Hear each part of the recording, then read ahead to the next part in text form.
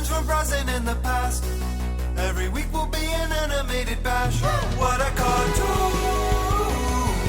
What a cartoon! Maybe a short but mostly shows. We'll talk, we'll analyze, exploring as we go. What a cartoon! What a cartoon! What a cartoon! What a cartoon! Hello, everybody, and welcome to What a Cartoon, where we're absolutely ducky. I'm your host, the egomaniac-y Bob Mackey, and this is an audio exploration of every cartoon ever who is here with me today. Henry Gilbert, and I gave up my own podcast to die in a sewer. I do enjoy that line. And today's episode is the Tiny Toon Adventures episode, The Return of Batduck. Vanity! Thy name is Plucky Duck. With a different spelling, of course. So today's episode is all about Tiny Toon Adventures, and because we are doing a newer kind of schedule for 2020, once a month we will revisit something we already tackled, and because we tackled the Tiny Toon Adventures movie, it's now time to move on to an episode, but I guess technically this is an episode of the Plucky Duck Show, which we'll talk about very, very soon. The short-lived, really complicated. Yeah, it's a little torture, but it's also a little simple, too, at the same time. Yeah, I'm glad we're doing a regular episode of Tiny Toons now after doing the what amounted to 4 episodes together of the show. But this one is a great one. I mean, I hope to only do TMS episodes of the Tiny Toons. Maybe a Star Toons here and there. Maybe, just so we know Star Toons, you got Jim McClanahan? John McClanahan, I think his name John is. McClanahan. You got him keeping the quality up, but otherwise, TMS one's the best, and this is really good too because in the timeline of production, this one comes after the movie that we did. So, it does, yes, and we'll talk about why that is very soon. To recap really quickly, because we are, broadcasting out to free folks and folks on the $5 level. It's possible you have not heard our $10 Tiny Toon Adventures: How I Spent My Vacation podcast. It's like 3+ hours long. If you want to hear it, sign up for $10 at patreon.com/talkingsims. You can hear even more chat about Tiny Toons. But to recap really quickly, Henry, what is your experience with this show? Oh boy, I was there day one because I was watching all the syndicated stuff on my afternoons. I did it from the late 80s, as young as I could control what channel the TV was on after school, up to 1990. And when it premiered, it was my favorite cartoon show. I liked it more than the Disney afternoon show because it was just bright and neon and silly and about the Warner Brothers cartoons and all the classic characters, but cool ones for the 90s, man. And I obsessed over it, loved every episode, had all this merch. Over time, I look back on it less fondly only because Animaniacs overwrit my memory of it, and it was a better show to me at almost all the things I love Tiny Toons doing. But I do have some thoughts about that. But in my childhood, favorite show, Tiny Toons for a time. Yeah, me too. I was there day one because obviously I was told to be. They really rolled out the marketing super early on this because they knew it was going to be a big deal. Of course, Steven Spielberg doing a show for TV, and these characters are descendants of the Looney Tunes. But yeah, I remember just before the show premiered, I was in a JCPenney's or a Sears or something with my grandma, and there was just a huge display of merch. It's I don't even know who these characters are, but I want to hang out with them. They had the Buster and Babs doll and Plucky, of course. But yeah, I loved it. I watched all of it on syndicated and on Fox, and of course I rolled into Animaniacs and all the great Warner Brothers cartoons of the 90s. But yeah, and played the games as well, which were all mostly pretty good. Yeah. But yeah, I was a huge fan of this, and I will say controversial thought, and I didn't agree with him at first, but our buddy Thad Komorowski, who's been on the show before, says that Tiny Toons is more uneven than Animaniacs, but he likes it more, and I'm starting to agree with him because I think the characters are more defined. Oh, definitely. The characters more defined. And have their own, rules and world, even though they do play characters often in other shorts. I do like that aspect. We're going to talk a lot about it in this episode. We talked a lot about it on that What a Cartoon movie, but I love Plucky so much. Oh, well, yeah. He's so great. I think Plucky is a better character than any Animaniacs character. I think he is. I think he's probably... Of the Tom Ruger shows, he's the best character. I think the funniest, easiest to make jokes with. You never feel bad when horrible things happen happened to him, but he's still the lead character. He's the best. But I think I agree with that to the extent that I think the highs are higher in Animaniacs, but when Animaniacs whiffs, the whiffs can't fall back on like, well, but it's still a Tweety Bird cartoon, basically. Yeah. You know, like the worst of Tiny Toons for me were the ones that were not trying to be anything better, and they're just like, well, I had this script for a Super Mario Brothers cartoon. I'm just recycling it for this Tiny Toons, and especially the ones that had to have like a freaking moral or anything. The ones that strayed away from the meta commentary and the looking at the camera of like, oh, I guess that's a next plot point. Those ones were less good to me. So. Yeah, I do feel like I do agree with him now that the highs are higher, but the lows are lower. But I have to watch a lot more of it just to, make sure that opinion is correct in my estimation. But I'm starting to agree with him. But before we go on, so Henry did a great history of Tiny Toons for our What a Cartoon Movie podcast. We're going to drop that in here, and then we'll come back to discuss the history of this version of Tiny Toons and this episode. So let's go back in time to the summer of 2019 and hear Henry's great history of Tiny Toon Adventures. History. Let's get into it. Cast your minds back to 1989. DuckTales has premiered, and which is a trailblazer for first-run premium syndicated content. The New Adventures of Mighty Mouse is opening the door for smarter kid cartoons and Saturday mornings. And Muppet Babies is a giant hit that shows you can sell cuter versions of famous characters to dumb kids. And on top of all that, Who Framed Roger Rabbit was just an Oscar-winning, gigantic blockbuster hit that was a celebration of classic animation that reminded people animation doesn't have to be schlocky, low-budget, low-effort affairs that we've been used to from basically the closing of Termite Terrace until 1989. And the only reason that movie happened is because nobody cared about animation. Yeah. That's why they bought the rights to every character for peanuts. Yes. As Dumbo would be paid in that movie. Well, though, the person who negotiated those Peanuts deals was a big deal to it, too. I don't think Steven Spielberg needs much introduction, but director of Ready Player One. Yeah. Love him. God. But he is one of the most important people in modern entertainment history, because if he was just the guy who directed Jaws and E.T. and Schindler's List and Jurassic Park, that alone would be like, oh, that's one of the biggest people in entertainment history. But it's after he did Jaws and E.T., he just produced everything too. He would have these ideas and he'd just be like, well, but I can't direct Back to the Future, or I don't have time to direct Batteries Not Included. I'll give it to one of my friends, or I'll bring back a Twilight Zone type show, or basically whatever thing Steven Spielberg liked, he helped facilitate more of that being created in a way that few other people could, because he was just worth so much to a company that somebody like Disney was just like, fuck it. Yeah, Spielberg wants to make it. We'll do whatever. That's why the official title of the show and movie starts with Steven Spielberg Presents. Yes, yeah. Tiny Toons. Steven Spielberg Presents Animaniacs. Steven Spielberg's name is right there. I mean, that opens a lot of doors for people, too, to take it more seriously. Like, we did Thundar the Barbarian, and, we had fun with it, but it's not Steven Spielberg Presents it. In 1990, few people were more important and well-known than him, at least in the United States. And I don't think a film director has probably ever been more famous. Maybe Alfred Hitchcock, just because he hosted a very popular TV show. Yeah, I would have to say just probably Alfred Hitchcock. Yeah, because even George Lucas, it's he's famous, but Spielberg is basically the same era and he's more famous. Yeah. And so, Spielberg, among his many loves, is classic animation, as he helped showcase in Roger Rabbit in 1988. But by 89, he's kind of starting to enter a rocky relationship with Disney and is looking for other people to work with through his production company Amblin, which was the proto DreamWorks. I love seeing the Amblin. Thanks to Tiny Toons, I was very aware of the Amblin logo and thought that meant good things. I'm more pro Amblin than DreamWorks. Oh, that fishing kid? No way. I want to see E.T., man. Meanwhile, we've got Jean McCurdy, an executive in charge of production at many of the places she worked at, is on her way up in the world. She got her start working on some of the top cartoons of the 1980s, starting with Hanna-Barbera and working on in production capacity on, which means kind of non-creative, but also The Boss. Worked on Smurfs, Pac-Man, GoBots. Then she left for Marvel Productions, which Wikipedia, you're failing here. You do not list her Marvel production stuff, which is incredibly important because as program coordinator, she worked on Muppet Babies. I see the connection there. Yes, yeah.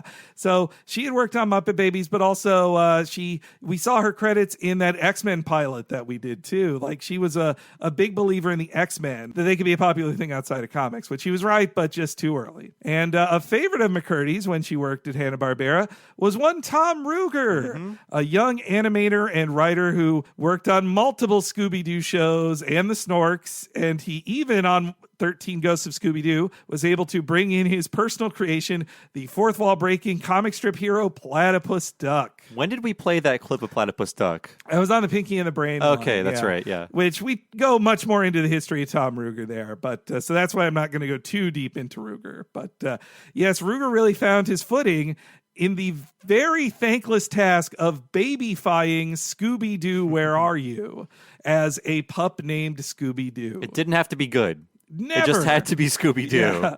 13 Ghosts of Scooby-Doo is not good. No. But you can see a little of the postmodern stuff that Ruger is trying to get in there with Scooby, because Scooby turns 20 years old while Pup Named Scooby-Doo is on the air. It's old. Every kid knows it. It's kind of boring. And unless you find some new spin on it, there's not much more you can do with old Scoob and the gang. And so with this very utilitarian make 'em babies to sell shit thing, they instead find a way to make constant meta references to how lame Scooby-Doo is. They make Freddy an actual interesting character. They even start bringing in vegetarian stuff with Shaggy and Scooby.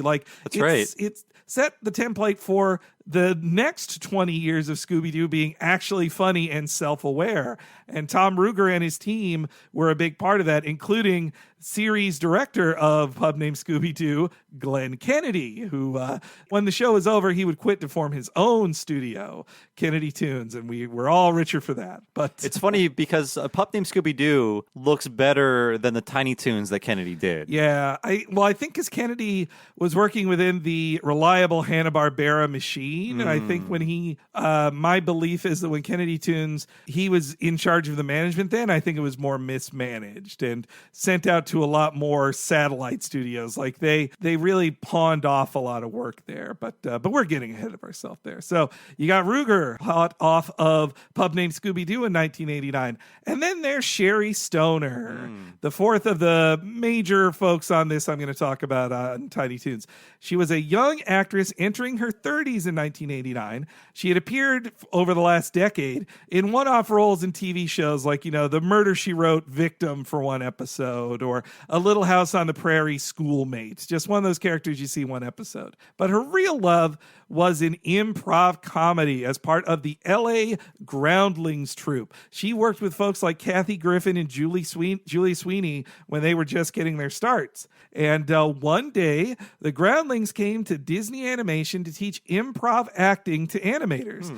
And the future directors of The Little Mermaid, they saw her and were like, you look amazing. They were just inspired by seeing her acting, the way she would play with her hair, the way she'd bite her lip, all of these things.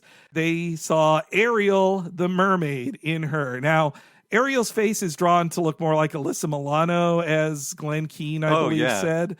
But all her movements and acting, that was acted out by Sherry in front of the animators, and they used that as reference. And same with Belle. I was going to say Belle, too. Yeah. She was also Belle. So that was kind of her entree, as you will, into the world of animation, because I think she was hired 87 or so, because Mermaid came out in 89, but that production's so long that she probably did her early work in 87 on it. That sounds right, yeah. But so she, as an improv comedy person, you're also writing. So she decides she's going to get into the world of writing for animation in 1989. So 1989, Warner Animation Studios is in a really weird place. It was launched in the mid-70s because after the complete gutting of the Termite Terrace era in the 60s, and most of what they had done for the last decade was just cobbling together old shorts with much worse animation and a dying Mel Blanc, like Daffy's Treasure Island, or not Quackbusters. Treasure Island. Yeah, Quackbusters. Fantastic Island? Fantastic Island, yes, Oh, to hear Speedy Gonzalez say, "De plane, boss, de plane." It's the perfect match. So funny. But Warner Animation was a pretty small production really at that point, but they were seeing the popularity of Warner characters appearing in Roger Rabbit, plus DuckTales and Muppet Babies. They were ready to invest big time in some new content. And so Warner Animation hires Jean McCurdy, straight out of Marvel Productions, to oversee their new big studio expansion. And very quickly, she teamed up with Amblin and Steven Spielberg trying to figure out what he wanted to do. And they both agreed that they wanted something in the spirit of Looney Tunes, but also to hit the corporate demands of baby-fied Looney Tunes in a Muppet Baby style, because that is highly commercial in 1989, or for a thing that's going to premiere in 1990. And so McCurdy remembers how well Ruger was handling Pup Named Scooby-Doo at her old stomping grounds of Hanna-Barbera. So as Tom tells it, in January of 1989, she called him on the phone, and this is paraphrasing, but saying, like, do you want to have a meeting with Steven Spielberg about a new show you could do? And he quit Hanna-Barbera that day. Oh, my God. Just like, yes, I will do this. Who wouldn't? Yeah. And so Spielberg, McCurdy, and Ruger were in agreement that they wanted a show that was reverent of Warner history while still making it some of its own. And Ruger recalls that the first rule of the show was, keep Steven happy, because Spielberg hadn't worked with any of these animation folks before, and he'd be right to be worried of, like, I don't know, you new guys, you might completely fuck up my vision, or you'll just ruin this thing. Like, Steven Spielberg is old enough to have had a lot of projects by this point already fall apart. Yeah, the weirdness of Freakazoid, check out our past episode on that, is all due to the keep Steven happy principle, where they had this pitch for an action show that they were going to make. He's like, oh, make it funny. Yeah. It's a comedy show now. We're making a comedy show. Make it funny. And Sherry Stoner, who was one of the first hires to Tiny Toons, she talked about how Steven Spielberg was incredibly involved for a guy who at the same time was planning Jurassic Park. Like, he was in pre-production on Jurassic Park, but they sent him scripts, and he's like, okay, I'll get the script back to you at 8. Which Sherry Stoner says that completely spoiled her for script notes, because they take months to come back in most television production. Like, she worked for Disney after this, and I think she learned it doesn't move as fast. She's, not to skip too far ahead, but Sherry Stoner sounds like she had a similar thing to the Simpsons writers of signing an overall deal with Disney, though she produced more stuff. Like, she's a co-writer on the Casper movie that had Christina Ricci in it. Oh, really? Okay. But anyway, yeah, so Ruger is working hard to make Steven happy, and they're facing a ton of restrictions if they want it to star Bugs Bunny, even a young Bugs Bunny. So they realized that they need to change gears and create Tiny Toons, which originally was pitched as Tunes to fit Looney Tunes, which would then be changed to two O's. They were going to create separate characters from the Warner characters, but obviously inspired with analogs to the original ones, but they are not related to them, which let them have way more freedom than they probably would have had before with those iconic Warner characters. Like, whenever Bugs appears on screen, or Daffy, you should know it comes with so many rules from Warner up top about what Bugs Bunny can say or do. I was thinking about the spelling of Toons, and you're right, it is Toon. Was that from Roger Rabbit, where Toon was kind of like a slur in that movie? So yeah, Toontown. Yes, yeah. The older you get, the more you realize, like, that the Toons are like Chinatown or other, niche areas where people who are exploited minorities live and are faced with a lot of distrust and hate. Yeah. But that word just became just the term for any animated character, a toon. It's just a fun way to shorten cartoons. The great Cartoon Bonkers used it. Yeah, yes. I think maybe it also proliferated so much because neither Disney nor Warner had the foresight to copyright it. Yeah, so everybody can just call it that. With Marvel and DC, they share the copyright on the word superhero, so that nobody else can say it. That almost sounds illegal, right? The two corporations can agree to a copyright to block everyone out. Price fixing or something. Yeah. Insider trading. Well, if it was illegal, they'd be punished. I know that. Yeah. So, so those guys come up with a bunch of characters, which I could name myself, but why don't I let the opening of the show name them? So here's Acme Acres, it's a whole wide world apart. Our home sweet home, it stands alone, a cartoon work of art. The scripts were rejected, expect the unexpected. On Tiny Toon Adventures, it's about to start. They're furry, they're funny. They're Baz and Buster Bunny, Montana Max has money, Elmira is a pain. There's Hunting and Plucky. Busy devil yucky, her balls are yucky, and Go-Go is Oh God, it's going to be in my head for another for another 50 years. I apologize to all you listeners, but yeah, But man, like naming just every character, they were so confident up front. Like you will get to know all of these. And it did. Like it really, they strike you so much because they're just like these neon colors just busting out of the screen at you. Like when you put the casts next to each other of Animaniacs and Tiny Toons does draw your eye much more because they're all ridiculous colors. It's way more 80s in that way, but I kind of like how just over the top all the color choices are, especially like things like Dizzy Devil and Buster and Babs are these like unnatural shades of whatever. Yeah, that your two main characters are bright blue and bright pink, plus a bright green duck. Like, yeah, everybody's just crazy in that. So yes, Ruger hired a lot of folks who worked with him on Pup Named Scooby-Doo, including his old buddy Glenn Kennedy, as well as a writing staff of veterans that would include Paul Dini, Tom Minton, Wayne Katz, Nicholas Hollander, and also story editor / writer Sherry Stoner, one of the most prolific writers of the series. She wrote almost more episodes than anybody with a writing credit on there. And they were all going to do these Looney-like stories that were about going to school and growing up and having part-time jobs that were fun twists on classic Looney Tunes shorts. But I think they even had more fun with just direct parodies of TV and movie and commercials. Like that's usually when they were at their best, I think. It wouldn't be quite as anything goes as Animaniacs would, but there is something to grab onto. There's a reality of the world they're in. Well, and they're constantly breaking the fourth wall, talking to camera, even more than, obviously Bugs Bunny and Daffy Duck. They always talk to the audience. They put up the screwball sign or Duck Amuck that we did is all that. But they do it way more often in Tiny Toons than they did in the classic Loonies. I just remember almost every episode, they just say hello to you when the show starts. Yeah. Well, they welcome you to a themed episode. Yeah. Like, today's theme is this. And one of my favorites in rewatching it was the Wheel of Comedy one, which is one of their earliest episodes, where they kind of apologize. They're like, oh, it's a furball episode. Yay. Like, they knew it was the writers speaking like, I didn't want to do a furball sketch. And they also set a number of shorts that some episodes they varied. Some were full 3-act stories, and some were collection of shorts, like either 2 or 3 per episode. And the show also set a lot of episodes to music in the kind of classic Schlesinger style of merry melodies. So Sherry Stoner found her niche with Babs,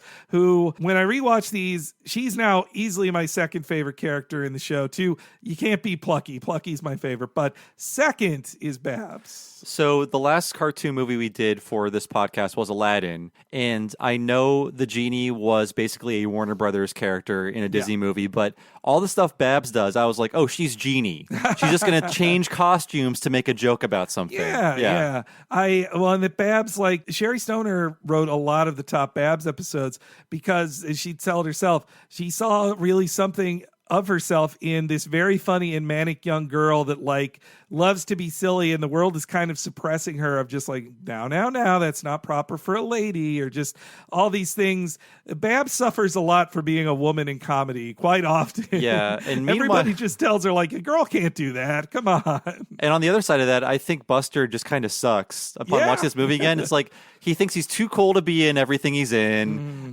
He's too much like Bugs. He's not different enough from Bugs. Well, it's like Babs got all of the fun, silly dress-ups that Bugs did. Yeah. While meanwhile, all the rascally rabbit parts of him are in Buster. And so it makes Buster like, without that wacky costumery to distract you, though not that Buster never dresses up, but it's not like Babs.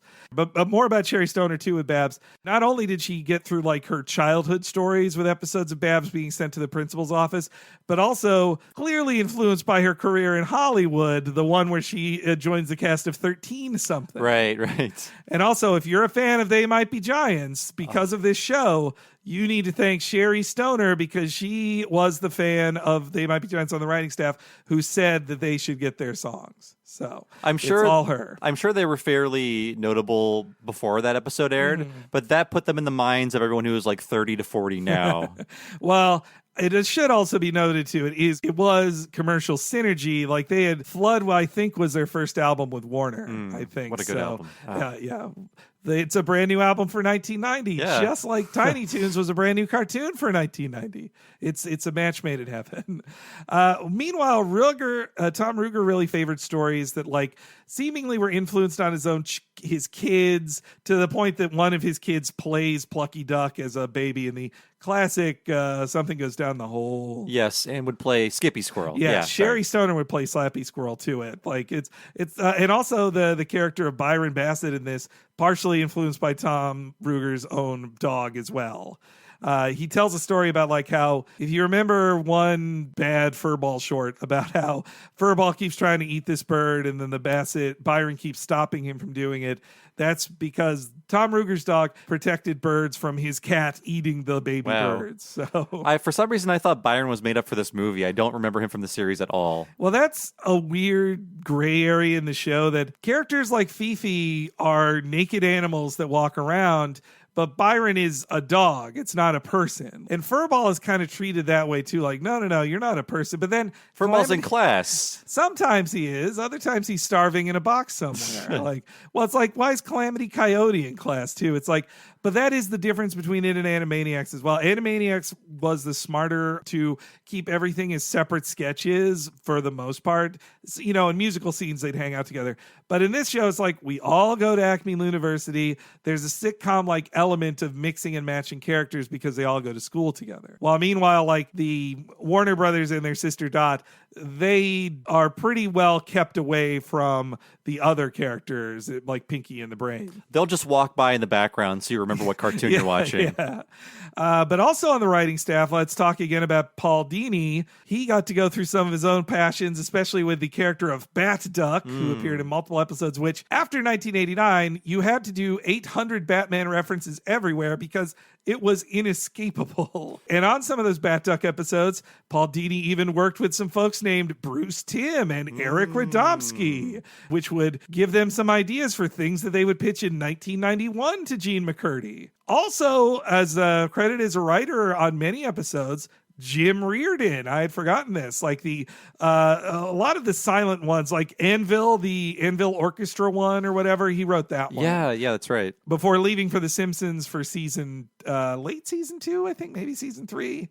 As we heard about in our interview with Mark Kirkland, they were on a real hiring boom for season 2, and Jim Reardon was probably one of their best hires ever. Like he's one of their best directors they ever had. And he is supervising director in the ones we're doing now, right? Yeah. Yeah. Which Jim Reardon, like he's such overlooked as a story guy too. Like I think that really comes through in his directed episodes too. Like he understands execution of jokes and can read this script and then like I know what's funny about this.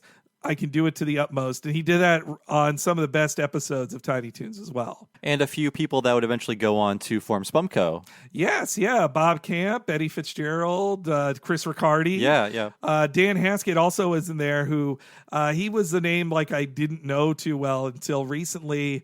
A friend of the show, Thad Komorowski, he pointed out that the amazingly animated scene in the Babysitter Bandit episode with that's Dan Haskett who did that. It's great to know that. So Ren and Stimpy co-creator Bob Camp storyboarded 4 episodes, and he is the guy who also storyboarded Stimpy's Invention. And the cartoon is just his boards, as Thad told us. So like just thinking of the amount of talent that was behind the show is crazy. Yeah, and I think that's why later shows, they get watered down some just because all the talent was concentrated on Tiny Toons, and thanks to its success, most of those people got hired away to the expanding animation market. Like it's Tiny Toons' greatest enemy was a success, really. And then, of course, the voice casting and direction was handled by the irreplaceable living legend Andrea Romano. Andrea. And she got a very good cast that included some unexpected folks, but also a lot of Toon voiceover lifers, like who you'd hear in everything, like specifically Don Messick and Frank Welker. It feels like Tom Ruegger was just like, I want to keep working with those Scooby guys. Let's get Scooby. I never thought of that. Freddy. You're totally right. Yeah.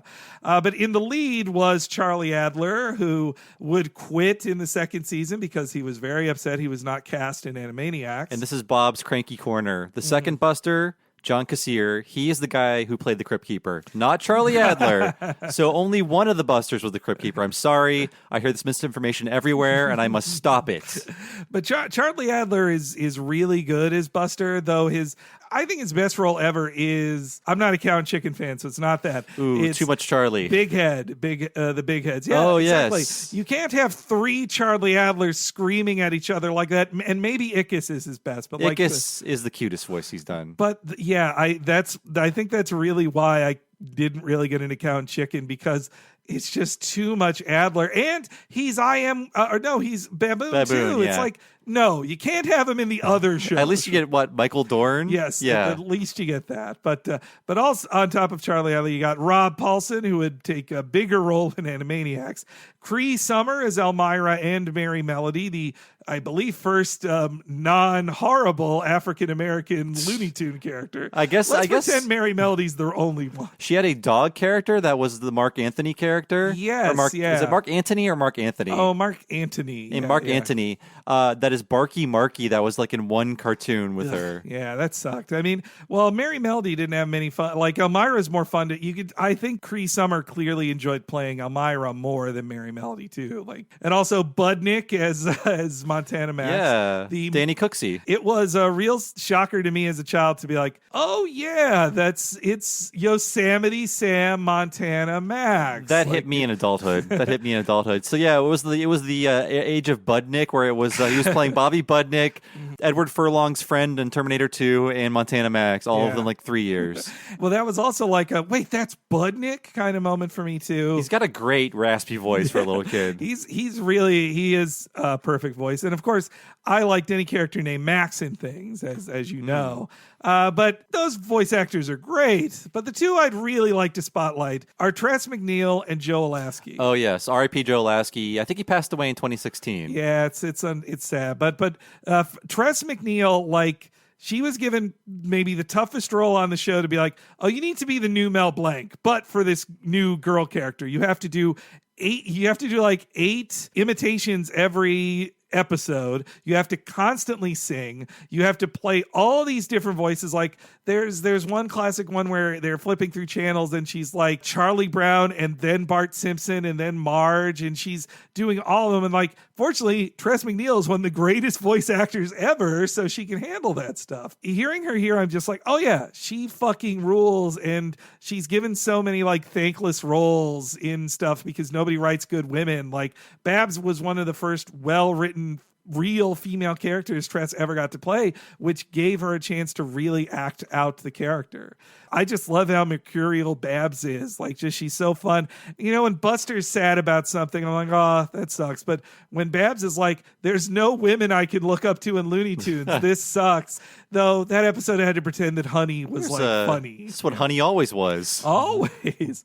And then, of course, there's Joe Lasky. Oh, boy. Yeah, go back to our Daffy Duck episode of What a Cartoon. We were talking about who replaced Mel Blanc, and they're all good. But I like his the best, even though, he's doing a different-ish voice for Plucky, but it's just a Daffy Duck variant. When he's talking with Daffy rarely in the show, you're just like, you sound better than the Daffy voice. Like, I want to hear you be Daffy, which he then graduate to the role after Plucky. But he's like, he gets so much character and fun out. Like, everybody has to scream on the show, but he's the best at it. Oh, God, he's so good. He is just in agony and screaming and excited and delirious. He has to sell all these different extreme emotions. And that paired with the animation is so good. But yeah, Joe Lasky did such a good performance as Plucky and as Daffy later in life. And then, of course, Spielberg's other huge influence on this was he insisted on having a full orchestra original soundtrack to every episode, which Gene McCurdy thought was ridiculously expensive and they shouldn't do it, but there was no saying no to Spielberg. If Spielberg hadn't asked for it, they never would have done it. Like, they just would have used library music, because who cares? It's for dumb kids. It created a very expensive precedent for this era of Warner Brothers, where even DuckTales, as beautiful and expensive as DuckTales is, they got a musician, had him write 40 songs for like 40 different moods or potential set pieces, and then they were handed that music, and then they just dropped it in throughout episodes. This is original music from the first second to the last second of a cartoon. Someone had to sit down and score an entire cartoon. It's when, in these clips I'm going to play for this one, you can just see the movement in it in your head, because you remember, oh yeah, when this note plays, that's when Plucky's head moved this way. Or when that music plays, that's when water splashed Babs in the face. Like, it just so sets the tone perfectly. All of the leitmotifs of, I had to look up that word, but all of the like oh, it's Turkey in the Straw playing. How and dry it's I am. Yeah, that all set the tone. And there were tons of composers on the show, though. Bruce Broughton is the music supervisor who wrote a lot of the top pieces. He wrote the opening to the show, and also all of the 2 original songs in this too. He's a credited composer on that too. But he worked with a ton of people. It wasn't just him. Nobody could score 65 episodes alone. Yeah. But Bruce made sure that there was like an overall theme to it that fit. And one of them was Richard Stone, who would go on to be the main Animaniacs sound composer and write a lot of those songs.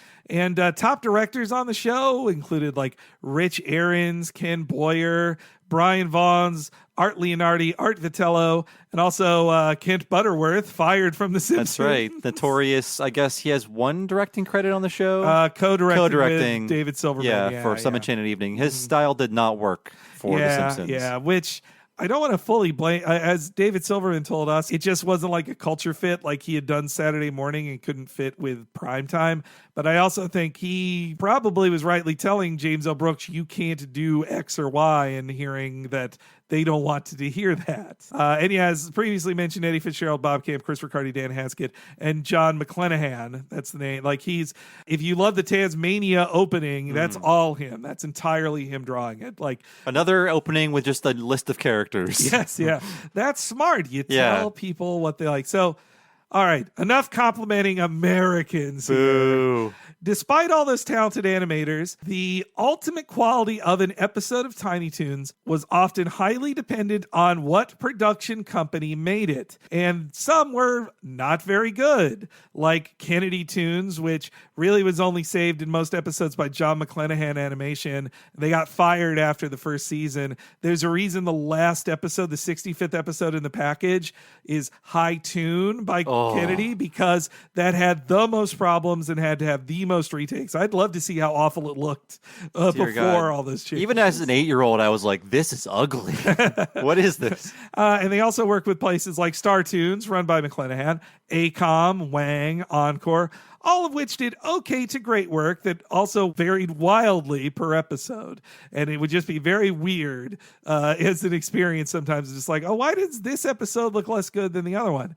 But bar none, far and away the best, Tokyo Movie Shinsha, which we'll refer to as TMS for the rest of this. Part of it was because they often were doing more of the key layouts and animation, cleaning up on their end, like going way above and beyond on that stuff. They were also called Telecom before that. To list their entire bio would take too long. Their biggest claim to fame were the Lupin cartoons, the animated series, including they were the production company for Castle Cagliostro, the first directed film by Hayao Miyazaki, and also a film that Steven Spielberg loved / ripped off a lot of action beats from. It's true. And by the late 80s, TMS had lost a huge amount of money because of their company president really wanting to do a little Nemo cartoon.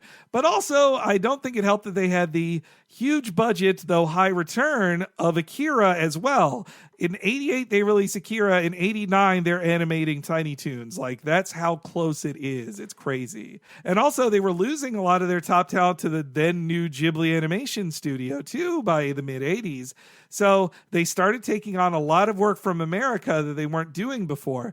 Originally, they were working way overqualified on Deke garbage with like Inspector Gadget, Dennis the Menace, and well, I won't call it Ghostbusters garbage. That's not bad. Ghostbusters isn't bad. No, it's good. The real Ghostbusters, I should say. And I will say there's a certain philosophy of movement, I think, in anime, the way characters move and act. And it's not, all one style. They're all different people making it. But I think because of the production that's pretty much standardized, especially at that time, there's a certain way characters move in anime where if you watch something, you'd be like, oh, that's anime. It's animated in Japan. That is true of this, but they also understand how Warner Brothers characters move. Yeah. More than any other studio that worked on this show. Like, especially when they need to do quick action, like if a character needs to pull something out from behind their back, or if a scene needs to change really quick, or if a character needs to change really quick, they are so good at very, very snappy action in a way that, like, nobody understood, Japanese or American or anybody. Like, the TMS understood completely how these characters should move. That's just amazing to think, too, because, sometimes Japanese animation gets the stigma of, like, it's very stiff, or they can't break their character models, or it's just that's how it works within budget. But like, that's a dumb stereotype in general for Japanese animation. Yeah. But for TMS Productions especially, they had so much flexibility even in their action shows. And like, you watch a Lupin show, there's some crazy smears, some crazy wild takes. Like it's, but they can still back it up in physics and movement and action. Like, I think TMS did a better job of filling in the blanks. yeah. A lot of animation overseas studios would not have the time or money or perhaps passion in some cases to say, well, how would this character move from here to here? Because in one shot he's here and the other shot he's here. And they would often take the cheapest or most hardest to screw up way. TMS would always have an interesting way to doing things. I don't want to be too judgy on other overseas production companies for not doing that because they were paid garbage. And so why kill yourself for shit pay? You know, meanwhile, like TMS was, I'm sure they were getting paid well enough, but I think it was to a certain extent like personal pride of like, we are the best animators and we're going to show off our skill,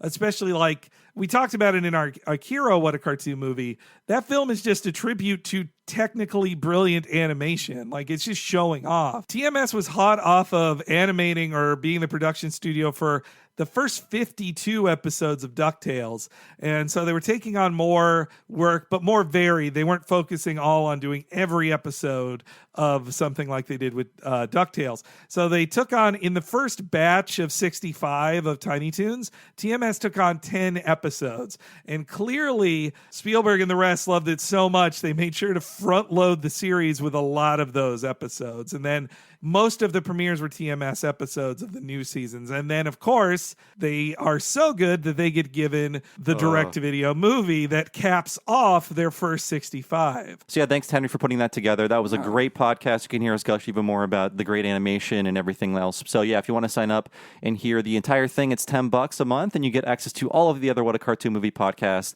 I think there's now 15, almost 16. Yeah, I think as so. of this recording. Yeah. So yeah, that's a lot to listen to. But yeah, that's all available for you on the Patreon if you want to hear it. So as I said up front, this is an episode of Tiny Toon Adventures, but it debuted as an episode of the Plucky Duck Show. So were you around for that as well, Henry? Oh, yeah. So, I think in the history I mentioned how like the movie was the capstone to the original 65 run, which, you know, for like DuckTales or some other shows, that was where it ended. But some, if they were popular enough, like the Ghostbusters show, they would get more seasons of episodes. And that's where Tiny Toons was. So when they signed up for the Fox Kids network, I followed them there. Like the it's on Fox, like that TV commercial for all the things Fox was going to have. I gave up every other channel that I was watching as a kid. Me too. On Saturday morning, and it was the only channel I watched. So if they were advertising Tiny Toons, I was there for it, leading into Batman and then Animaniacs, like every year until the split for Kids WB. Yeah. I just remember watching this. So just some context up front. The Plucky Duck Show was a 13-episode series that was essentially a collection of Plucky Duck shorts. They made one original episode for it. This was it. The rest of it, it's all a package with no framing device. But I can see why they landed on Plucky. Number one, because Fox needed more programming for Saturday mornings. And they're like, okay, we got Tiny Toons. What else can we do? Let's just recycle it in some way and make another Tiny Toons show. But I know why they landed on Plucky, because watching this again, you're right, Henry, he is the best character because he is the most proactive character. He always wants something really, really bad, and he's willing to do anything and debase himself and hurt himself to get it. Like Buster is like way too cool to want anything or to strive for anything in the way that Plucky does. But Plucky is the proactive good Poochie of the show. For most, like, say, since you mentioned Buster, like most Buster episodes, or Babs ones too, they follow the formula of a classic Bugs, which is that Bugs intrudes upon a situation or somebody does bad by him, and then he must get revenge. Like Buster would do that. Babs would do that also, though sometimes it came from like a sexist reason. But meanwhile, Plucky, even in ways that Daffy, like he has the high opinion of himself that like a Chuck Jones Daffy does, but even more extreme. Like he has none of the wackiness of Daffy. It's just all of the angry neediness of Daffy Duck times 10, I'd say. I think that's why I like him more than Chuck Jones as Daffy, even though he's just a take on that. Yeah. Well, I think they found a way to bring in more of like the late 80s, early 90s view of cloying wants at stardom instead of like Jones is Daffy, especially in the shorts where he's mad that Bugs is taking top billing. That's more of the 50s kind of starlet version, while Plucky is more of the 90s style. I guess that's what made it more understandable to me as a kid, or intelligible to me as a kid. Well, also he is more intelligible, like he talks better than Daffy does. That's true. He's well. more articulate. But yes, this aired on the Fox Kids Network, which you brought up earlier, Henry. I want to go into a brief history of that. So the Fox Kids Network launched on September 8th, 1990 as the Fox Children's Network, and then had a major reboot in September of 91 as the Fox Kids Network. And of course, we do Talking Simpsons. All of this is because of The Simpsons. The Simpsons brought Fox a ton of money and a ton of attention. It's because of The Simpsons that Fox got Tiny Toons in 1992. Oh, yeah, you're totally right. They got to see how much animation was doing for them, too, with The Simpsons. So why not take that kind of Fox edginess and just turn down the raunch just a little bit and get it ready for the kids on TV? If Married with Children is a 10, these are about a 6 maybe on the on the raunch factor. Let's talk about the programming of the Fox Kids Network. In 1990, on weekdays, there's one 30-minute show Monday to Friday. I don't know what that was, but there were 3 hours of programming on Saturday. That was 1990 on Fox Kids. Or sorry, Fox Children's Network. I see. Yeah, because Fox was still a mini network at that time. Most of the late 80s, like the couple years, were just, we have 1 hour on Sunday that we could program around. They didn't have like 4 hours of primetime programming Monday through Friday by far. They were still like a growing networks. Yeah, and they were mostly supported by syndicated stuff. So it makes sense that they would then purchase the network weekend rights to popular syndicated programming. So in 1991, that was the mega expansion, the rebranding of Fox Kids, and there was now 90 minutes on weekdays and 4 hours on Saturday mornings. And I'll tell you the lineup in 1991. There was Attack of the Killer Tomatoes, Beetlejuice, that was previously an ABC show, but they got all of those shows, and then they have new ones, too. Wow, I didn't know they'd taken... I do remember seeing Beetlejuice on there, but I forgot they took him. Damn. So, this is the start of them saying, we want that popular show on our network. You're getting sick of it, give it to us. And Beetlejuice was an edgy show. That's a really gutsy, competitive move. That's kind of big moves you got to do when you're a startup like Fox. Mm-hmm. And also the Bill and Ted cartoon. So there was one season on CBS. They made a second season on Fox. And I think Keanu and the other guy did the voices in it too. I think it is Keanu and Alex Winter. Thank you for remembering. Are they filming that movie now, or is it made? The filming is done. Well, who knows when that'll come out now? Yeah. But yes, the film, I believe it is finished at this point, or at least the shooting is done. We also had previous What a Cartoon, Bobby's World as a 1991 cartoon. Tasmania, that started in 91. So their first, collaboration with Warner Brothers Television Animation. Yeah. I forget, Tasmania is like that year's production. It was like Tiny Toons, then Tasmania, and then the next year would be Batman. I always forget Tasmania in the Warner Animation history. It's weirdly not available. Like Animaniacs and Tiny Toons, they're both on Hulu, but maybe like you have to get the rights to Taz again to show this. I don't know what the deal is, but I want to see Tasmania again. I remember really liking it. Yeah, I remember liking it too, though it was not unlike most episodes of Tiny Toons, including this one. It was full of references that I did not get of character impressions, like say Woody Allen voiced Dingo guy or whatever. I do remember learning about Bing Crosby through Taz's dad. Yakety schmackety. So there was that. There was also Little Shop, a cartoon version of Little Shop of Horrors. I think I didn't watch that one. I think I might have and just was kind of confused with it. There were reruns of Muppet Babies. Oh yeah, I loved that. Muppet Babies was an early favorite of mine in Saturday mornings. And of course, Tom and Jerry Kids. Oof. Yep. Not good. Yeah. But I do remember like 1991, a magical year for me because in 1991, the summer, my mom got remarried and we finally moved to a house. That was the first time I lived in my own house. We never had a house before that. We lived in an apartment. We lived with my grandma for years. And then we lived in a house. I'm like, I've got my own room. Wow. I've got like a basement. This is great. I remember watching the first Saturday morning of 91 thinking, this is life. Wow. That does sound pretty sweet, man. By 91, I shared a room with my brother until I was like 5. Then I had my own room then. So I'm feeling pretty privileged in this moment here. I eventually had a TV with cable in my room, so I eventually became privileged as well. But yes, 91 mega expansion of Fox Kids. I believe that was the It's on Fox whole thing. Yeah. X-Men, Batman, do. Yeah. Everybody knows it's on Fox. Yeah. So 1992, an even bigger expansion of Fox Kids. So they were already used to acquiring shows previously owned by other entities, and were already working with Warner Brothers on things like Tasmania, and weekend programming went from 2.5 to eventually 3 hours. Sorry, weekday programming. Right. So they eventually, Monday through Friday, 3 hours of programming every weekday. A pretty like typical afternoon programming.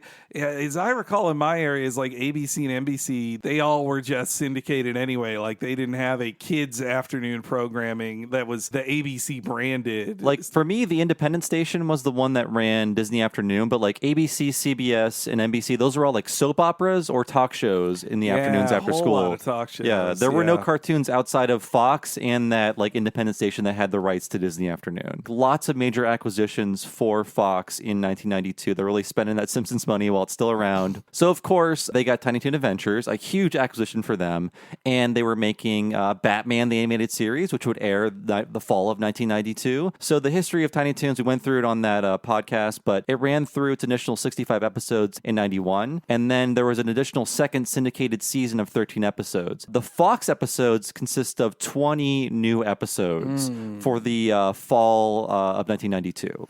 To the like spring of 93 or something like that. It's a pretty good order on 20 episodes. By 92, definitely that division is split up because they are working hard on Animaniacs at the same time. Because that's going to have the same 65 episode startup, just like Tiny Toons had. Well, actually, it aired from September of 92 to December of 92. So 20 new episodes aired. Those were the last order. That was the last order of Tiny Toons ever. And the last episode is a Christmas special. It's a parody of It's a Wonderful Life. Oh, yes. Yeah. I remember that. They sat on a couple of those for a long time.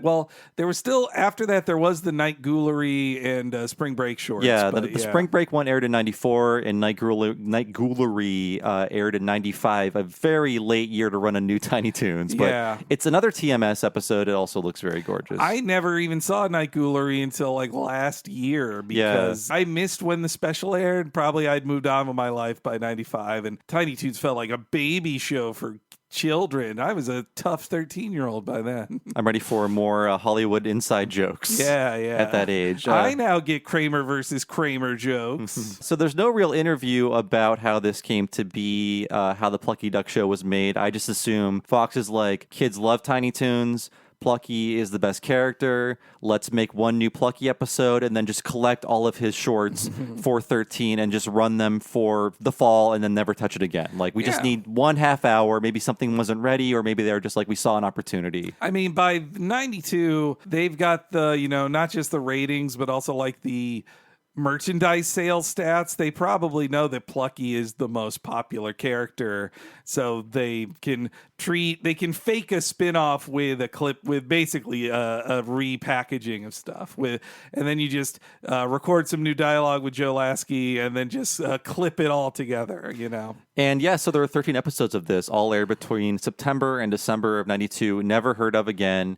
What I do enjoy about this program is that it's incredibly cheap up front. The theme song says, "Don't complain, it's free." They tell all the kids, like, you think this is cheap because it's a bunch of clips? Well, you guess what? You're watching it for free. Yeah, so fuck off.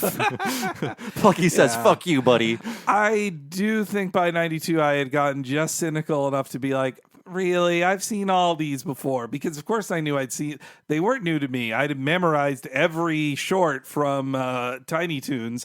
So when they cut in a new one, I'm like, well, I've seen this one. I know this one. I think it took me a few weeks to learn, though, because the first week of Plucky Duck Show was this new episode, and I was like, wow, could life get better? I remember, like, my parents never like went out and got breakfast and picked up like donuts or whatever. We were always like a toaster strudel or cereal family. But the morning of the show, airing of the show, I remember I was eating a McDonald's big breakfast in my room, watching the Plucky Duck Show, being like, Plucky Duck has his own show. I'm eating McDonald's in my bedroom. This is the suburban fantasy for a little white boy in 1992. Yeah. And then the next week, I was like, I've probably eaten cereal. I'm like, these are just things I've seen before. And the third week, I think I was like, okay, I get it. You're just showing me clips, and I'm not on board with this. It probably took me a few weeks of it, of that you hope that, like, okay, this one's a rerun, but maybe next week. And then it finally hits you. And like, also, Tiny Toon reruns of Plucky Duck things are fun to watch anyway. But by that point in the Saturday mornings, they actually were starting to advertise to kids and realize they were savvy enough to know, like, new episodes. Like, I think for the 80s, their thought was, like, if you just say we have this show, kids won't know if it's a new Ghostbusters or an old Ghostbusters. I saw that when Fox ordered those 20 Tiny Toons for 92, they burned through them really quickly. They were, like, showing them on weekdays. I'm like, guys, they should have just been on Saturday mornings. You only have 20. So they burned through 20 in like 3 months. That is pretty wasteful. It is. Yeah, weekends are made for that kind of premium premiere. Like, bring people to your Saturday show. And of course, on the show, they did jokes about how they hated the Fox network and how they were killing them, literally. They had 2 new characters, the Fox network executive foxes, that would chase Buster and Babs a few times. Yeah, which, I get it from the writer's standpoint that they, producing it before for syndication, they only really had notes from, Warner execs. They because they knew it was going to get sold to whoever bought it, so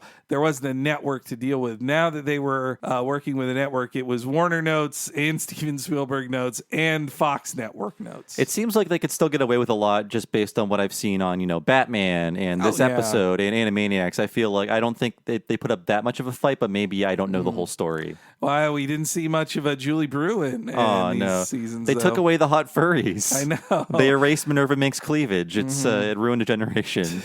But we should talk about Batman Returns. This movie came out in June of 1992, and this episode aired in September of 1992. And this episode is all about the making of Batman Returns, because in an age before 38 Avengers movies, or however many there were, how many were there in that whole timeline? The 22nd was Endgame. Okay. So in an age before 22 superhero movies all interconnected, the run-up to Batman Returns is one of the biggest movie events of our lifetimes. Good Lord, yeah. It seems so innocent now, Oh, no, the marketing push for just one movie after 3 years and bringing back people in a continued universe, it had never been treated that seriously before.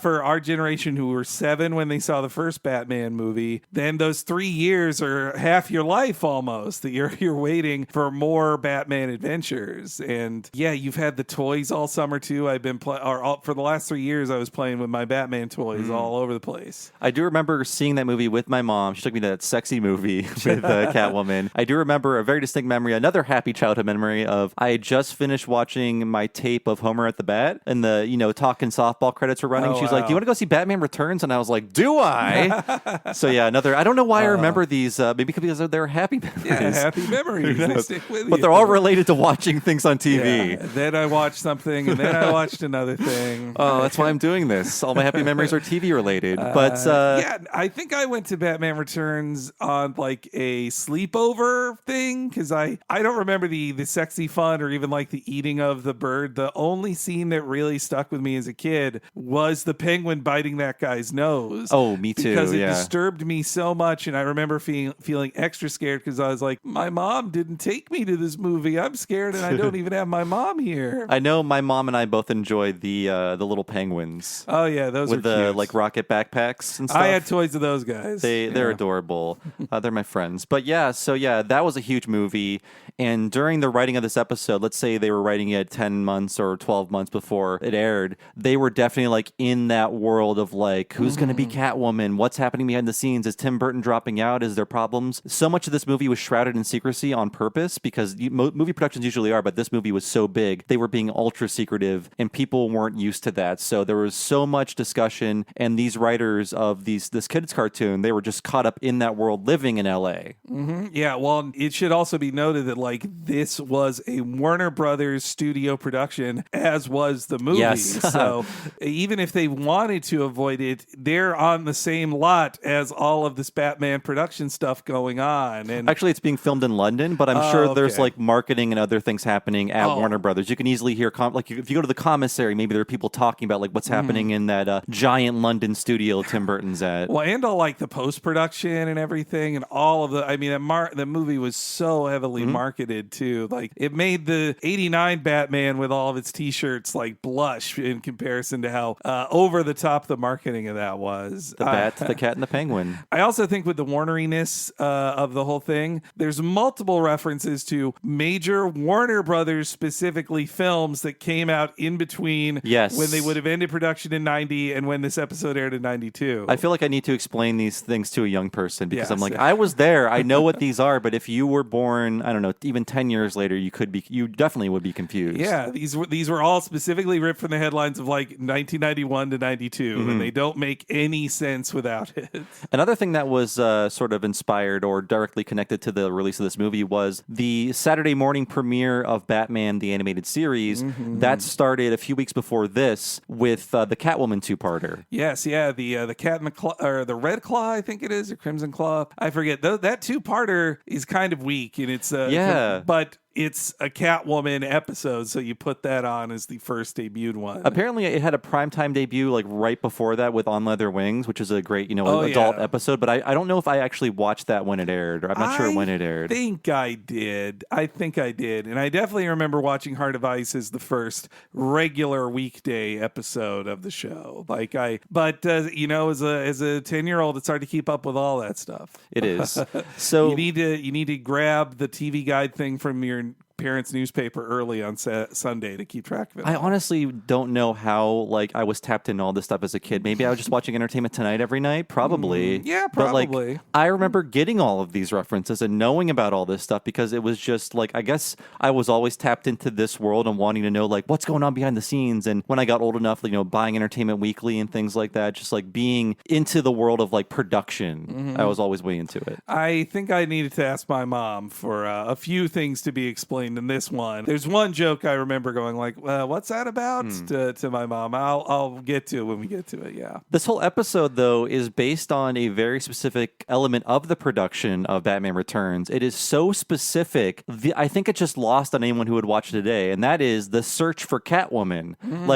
Plucky wanting to be Batman is just like the search for Catwoman because Annette Bening was cast in this role but dropped out because she got pregnant. And that's where a little actor named Sean Young came in. And this entire episode is based on, and Sean Young is in this episode, they make fun of her, but this entire episode is about a crazy actor trying to get a role and embarrassing themselves. And that's their perspective. Yeah. But what happened in real life is a little bit different. That's why Plucky breaking onto the set even to yell at Tim Burton. Yes. That is a very specific choice based on at least the reporting at the time, though. Yeah, I'm looking forward to hearing all the truth about it because I do think, Sean Young, she got it a little, I think she has problems, but she took it a little harsh from the media. Here's the thing, I can talk about something that not happened to me, but I was privy to in my former industry. I'm not going to say who it was or give you any details, but a woman did a thing and people would tell me this story oh, isn't she crazy? Could you believe she did that? And I was thinking in my head, if a man did that, you'd be like, what a go-getter. That guy's got balls. But because a woman did it, they're like, this crazy bitch. Can you believe that? I feel like obviously women are judged more harshly no matter what they do. But when you try to do something assertive or in your face, you're immediately that person is crazy. That woman is nuts. I think that she did seem a little unstable in some ways, but I feel like she was automatically would be judged more harshly because of who she was and what her gender was. Yeah, I mean, for, a star on the level of Tom Cruise or whatever going those links, they'd be like, well, it's Tom Cruise, he's a little eccentric or whatever. Yeah, I mean, especially 30 years ago, way heavier double standards than even now on women, which are, the double standard on fame for women is already bad right now. And then you hear about this woman was fired for being difficult. Then you see all of the famous difficult men who are admired for being difficult in Hollywood. You're like, yes, it's a huge double standard. I don't know the whole story, but I have a quote from an Entertainment Weekly article from that era. And it's basically giving an account of what happened. So this article says, and I quote, "And what about the Catwoman escapades. So furious that director Tim Burton didn't even consider her as a replacement for the pregnant Annette Bening, Young dressed in a catsuit, flew to LA, and personally lobbied for the role at Warner Brothers headquarters. After pushing her way into the office of Mark Canton, then head of production, she recalls exclaiming, "I don't know who got the idea that I wasn't right for the part, but you know and I know that I'm exceedingly right for the part, and I don't know what this bullshit is." When the role went to Michelle Pfeiffer, she said, "It was the basic fuck you symbol, and it made me feel very bad." She made her resentment as public as she could. Her brother dropped off a video she shot of her studio assault at Entertainment Tonight, and Sean appeared on the Joan Rivers show in full feline attire. Yeah, if you haven't seen that Joan Rivers clip, it's troubling. I have it right here. Okay. And guess where it's from? It's from Sean Young's YouTube account. Of course. And guess what her account is called? I'm Catwoman. No, MSY Pariah. Oh boy. So Missy Pariah, maybe. So yeah, so she's coming out. This video is recorded. It's the only video I can find of it on YouTube. It's recorded off of her like CRT TV with like people in the room with her. Jeez. But it's a good resource of this interesting part of her life. So here she is on the Joan Rivers show, coming out. I will say very attractive as Catwoman in her own little catsuit. But she's talking to Joan Rivers about her desire to play Catwoman. Why do you all want this role so badly? Because this is why. Hollywood has become an unfortunate situation where art and commerce, are at odds. And art is sort of like an endangered species. And the big blockbuster becomes what makes it possible for people to gain more power, to do other roles, to demand more and better roles. I've met you now, 4 times? Mm-hmm. And each time you're funny and you're witty and you're adorable. Why do you have this terrible reputation that you're crazy and dangerous? I think you just can't work with people who are either dishonest in any way or who aren't strong. So that's her on the Catwoman show, sorry, the Joan Rivers show. And she said, in actually the description of this video, she said, "At the time, I didn't realize how humorless studio executives could be." So was she doing a bit like Joaquin Phoenix? Yeah. He was doing a bit. He did a bit on a talk show, and they're like, "Oh, that guy's awesome. He's Joker now." I mean that, yes. If it's something... Well, if you want to talk about Joaquin Phoenix, who I think is a great actor, if you're just talking about the craft of acting. Yeah. But that film, I'm Not There, that piece of shit. I'm not really here. I don't know. It's got a stupid name. Yeah, that shitty movie. It was so lame. For like 2 years, he does this shtick that he thinks he's Andy Kaufman the whole time, wasting everybody's time appearing on Letterman. And Letterman's like, "Well, yeah, this is an act, right?" And he's like, "No, I'm crazy. Woo, I quit acting." Saw right through that shit. I'm a rapper now, and it's just like, this sucks. Some jackass style prankery was done, or as the Joaquin Phoenix and his crew called it, sexual harassment is what it actually was. They did to say women who worked on the set even, and it. I forgot about that. Yeah, he wants you to. I'm sure he does. Did. Yeah. And it also really pissed me off that in Phoenix's speech, when clearly everybody had forgiven him and he had not been canceled, he says like, we can't cancel people for the things they've done in the past.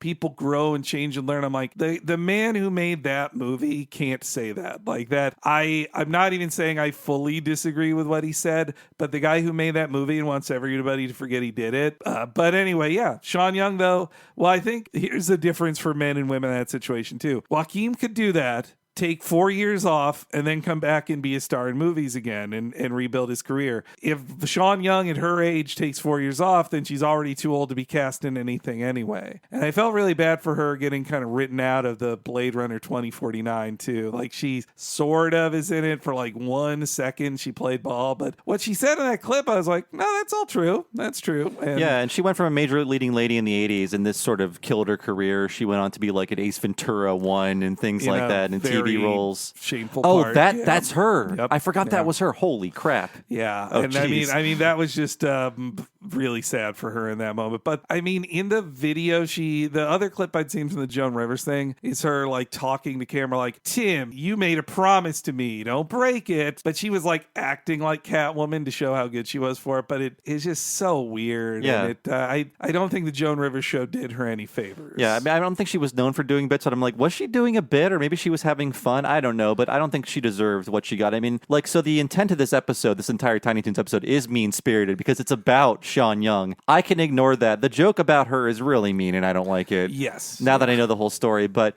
one thing I should have mentioned up front was like she was cast as Vicky Vale in Batman. She was going to be Vicky Vale, but she broke her arm in a horseback riding accident, and that's when Kim Basinger was hired. And that was a huge star-making performance for her. Not that she was a star before that, but it was a big deal for her to be Vicky Vale, Vicky Vale. I know all the raps. I read too that Sean Young, like that horseback riding, like that she was practicing for, that scene just got cut from the movie anyway. So she was doing that for the movie. Yeah, wow. that she was training. That was what I had read, a while back. I could be wrong, but you could be right though. Yeah. I mean, this episode is so caught up in the world of movies in 1991 period. Like when this was written in like late 91, super early 92. That is what this perspective is from, and it's all about the making of Batman Returns. A huge sequel. Their perspective on Tim Burton is very, very funny. I love how he's portrayed in this episode because I think their perspective is he's like an idiot man-child who sort of just gets these like jobs based on his sheer whimsy alone, and he's in over his head. He's in way over his head with Batman, and he got really lucky to land Batman. I do think it's a slightly good-natured ribbing in that they, or maybe it comes from a negative place because I would think a number of the people who make the show in 1980 were friends with animator Tim Burton, who was of same stature as them. And now to see him be with one of the most famous directors in the world, I think a little jealousy would come in there. I know it would for me. And they definitely make fun of his early career as an animator with all of his dumb drawings in this episode. Yeah. But I mean, if I'm Eddie Fitzgerald, one of the borders on this, I'm just like, I was 10 times the animator this guy was at Disney. Fuck him. But at the time, like after Batman 1, Burton was like, yeah, I don't think I'll do Returns. He was sort of bullied into it with money, of course. It was a miserable experience for him making that movie. He hated it. Yeah. And I think that was also being leaked at the time. Like he was just disconnected, going through the motions and not into the movie at all. And I think that's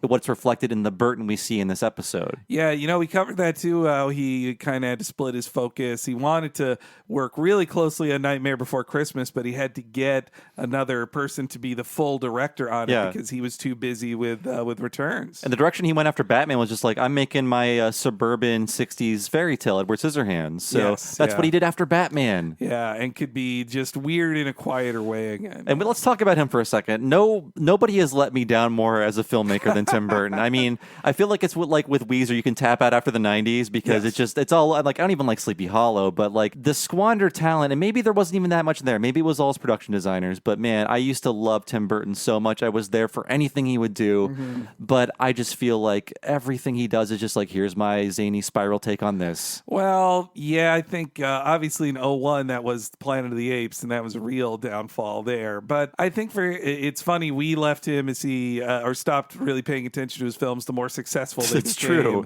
He's never been like, he directed one of the highest grossing movies of all time, Alice in Wonderland. It's bonkers that it's so big. But especially when I was doing the research for Nightmare Before Christmas, I think Burton was really backed up by a lot of great people, but he also is a good director. I think he is. But he was backed up by some really great people who, when we think of, the Tim Burton look, it's like, well, no, it was a different guy doing the production design, or you're probably really thinking of Danny Elfman's music, or all these other things that supported. And as he was losing help from some of those people, or say Danny Elfman was just too busy and can't really write as good a score anymore, then you're just left with like, a guy takes a paycheck to do a remake of Charlie and the Chocolate Factory, or a remake to do this. They just stamp his name on it. Yeah. Are you ready to Dumbo? Oh God, yeah. I'm not. We could watch it anytime we want it on that Disney Plus. Can they take that off? Put that back in the vault. I'll pay an extra $1 to not have access to his Dumbo. But yes, that is the context I think you need to get into this episode and to really understand where it's coming from. So when we come back from the break, we'll talk all about the return of Batduck. His antics are frantic. At times he gets romantic. My talent's so gigantic, it'll burst from your TV. The writers are hackers. The artists all with hackers. The actors are yackers. But don't complain, it's free. Plucky goes to Acme to learn to be a star. There are other toonsters at the school. But who cares who they are? So enjoy, don't be coy, and don't fall for a decoy. It's the Plucky Duck Show, come and laugh along. I also wrote this song. Hey kids, it's me, Plucky Duck, the star of Tiny Toon Adventures. Yeah, you heard me, I'm the star. Not those smarmy rabbits, Buster and Babs. Never mind the rabbits, forget I mentioned them. Just watch me as I run the gamut of emotions. Comedy, tragedy, terror, and sometimes I even sing. Who needs crummy rabbits? Oh, hi, Buster and Babs. Okay, you can be on my show. Sore losers. Kids, watch the Plucky Duck Show coming up next on Fox. Hello, everybody, and welcome to the break for this episode of What a Cartoon, all about Tiny Toon Adventures. I am your host for this one, the immature radioactive Samurai Slugs fan club member, Bob Mackey, who is here with me today. Hey, it's Henry Gilbert wearing my decoy costume today. I'm cosplaying as him. A giant target.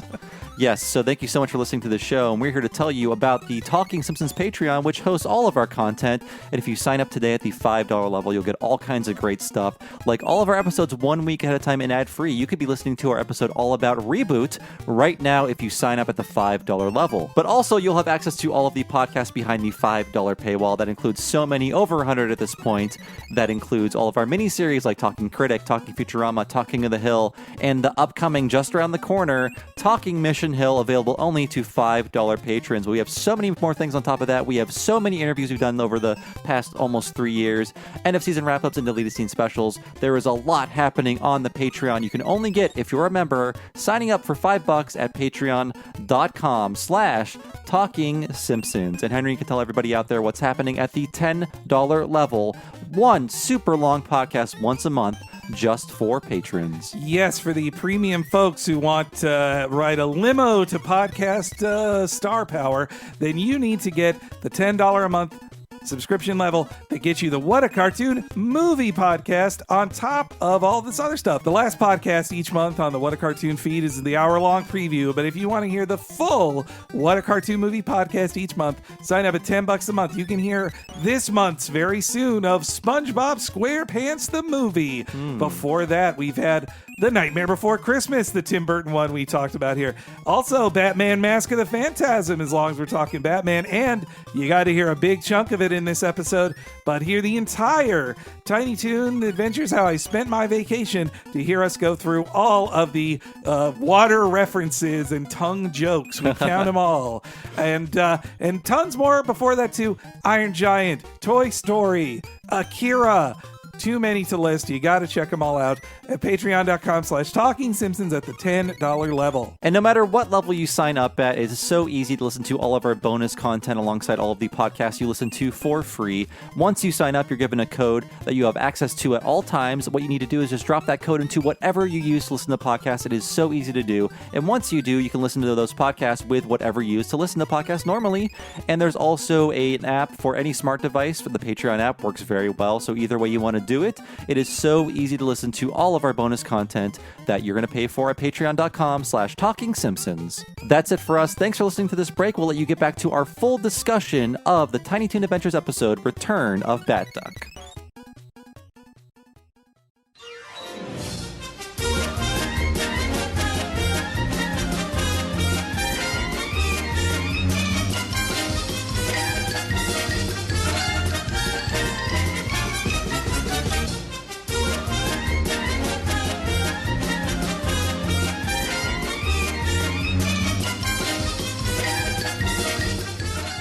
So we're back to talk about The Return of Batduck, which aired on September 19th, 1992, a Saturday, a very fine Saturday for me, young Bob Mackey. Yeah, I was so excited for this Saturday morning. I remember the commercials for it going in the other shows that same morning, like coming soon, The Return of Batduck. And like I should have said earlier, all the DC stuff they did on Tiny Toons, I love. Those are some of my favorite episodes. The Just Us League episode where Batduck tries to join the Justice League, and all the other Toons are characters from DC Comics as well. I think that's a Fox one. So yeah, Batduck first appeared in the episode called Inside Plucky Duck. Yes. And I want to say, based on my memories, I didn't have time to watch it. It is based on the 60s version because I don't know if they would have seen it.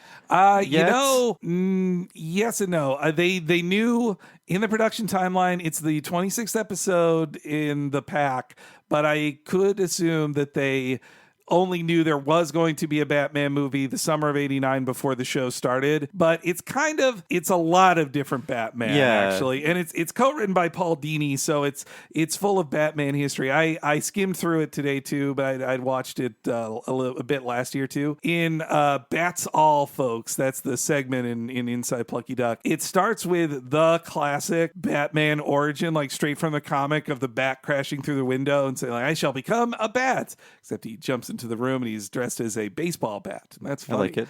But there's an interesting sequence where there's like 3 references to classic Batman comics where he's like, first he's dressed like a Neil Adams Batman. Oh. Then he's dressed as a Frank Miller Batman. That's when he's like all huge and gnarly. I do recall that drawing. And then he kind of shifts into a close enough to the black leather of it is the outfit he wears in this episode too. So, and it's got the yellow oval. So it is a Batman that is slightly informed by it. But importantly, always had the pure white eyes with no iris. So that's, I think, the Batman from Batman the Animated Series is based on him. Yes, yeah. Or at least that's what they knew they would do with that character if they drew him. Now, and in several, as we talked about many times on the show, several people who started the Batman animated series all were working on Tiny Toons right before it. The same reason there's a Batduck is the same reason there's a Bartman. Like, Batman is popular. Let's make one of our characters in the Batman. Bam. Right, there Everybody we go. becomes your own Batman and you can sell your Batman things. And then we make Darkwing Duck too, which is kind of like Batman. It's hard to really contextualize like how big Batman was. Like, I think like maybe when Iron Man was new, everybody was that into Iron Man. I don't know. Do kids today, do they have one character that just like takes over popularity for a summer? I think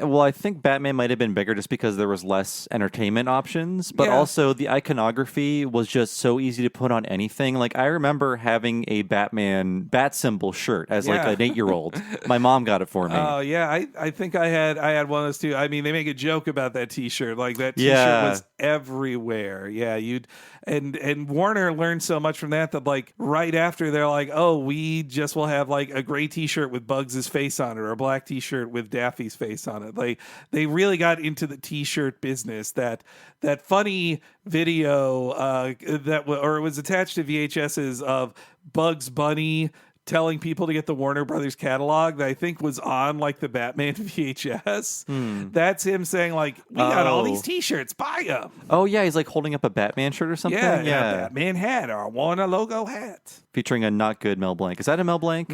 I think he must be dead by then. Let's not look it up. I don't want to be sad. Let's talk about who made this episode. So in Tiny Toons, I believe there was a script and the script was storyboarded. I don't think things ever just started as storyboards, but at least this one there was a writer and then there were 4 storyboard artists. Yeah, I think Tiny Toons and Animaniacs after it were they were full script to storyboard. Yeah. So the writer is Peter Hastings, and he got started with TV writing with the non-animated show called On the Television in 1989, a parody of Siskel and Ebert's At the Movies. Oh, I've never heard of this. And it was a fake TV show that reviewed other fake TV shows. So it was like they were reviewing TV shows that only existed in that world. Oh, so then sort of like the movie UHF. I see. Yeah. Okay. And so then the TV shows they would review, that would be a chance to like parody a TV show. It's kind of just a sketch then. Basically like a series of parody sketches. It's not online. It's very hard to find something when it's called On the Television. Yeah. So that's like next week's episode is Reboot. And let me tell you, it's you got to write a lot of extra descriptors in your Google searches to find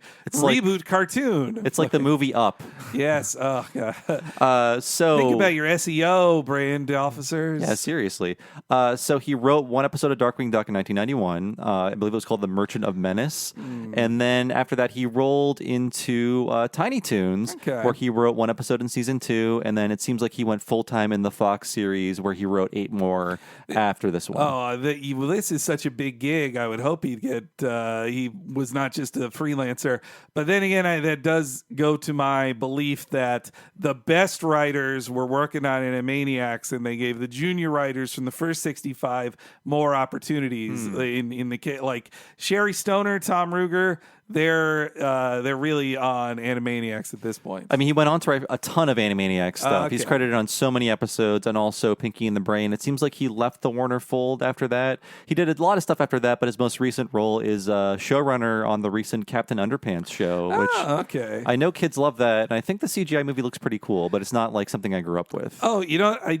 I did pull up his IMDb here. I do see that he had like a one Saturday morning credit. So It seemed like a freelance thing to me, though, because it was just a one-off thing. So okay, I was going to suggest maybe he was part of the one Saturday exodus with all the other folks there. I wanted to believe that, but then I saw no other projects based on that block. Maybe he was like, "Oh, Disney's worse than Warner Brothers." I don't know, but Get out of here. But wow, that he's still at it like 30 or 28 years later after this episode, working on that Captain Underpants, getting that paycheck. Good on Hastings. Kids love it. So storyboards. I like how recently on both of our shows that we do, we talk a lot more about storyboards because we sort of only just recently realized how important they are, I think, between us. Kind of irreplaceable in an animated series. Yeah. I think we always knew that, but then, like learning more about animation and then seeing them and then seeing how storyboard artists become directors, you're like, oh, this makes perfect sense. Like, we need to talk more about these people. So there are some very important people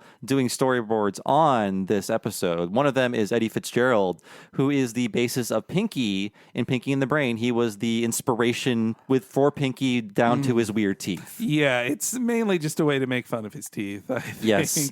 Well, I guess he's kind of a skinny, tall guy, too, I suppose. He was sort of a skinny doofus, and I think he said stuff like "narf" or like weird exclamations.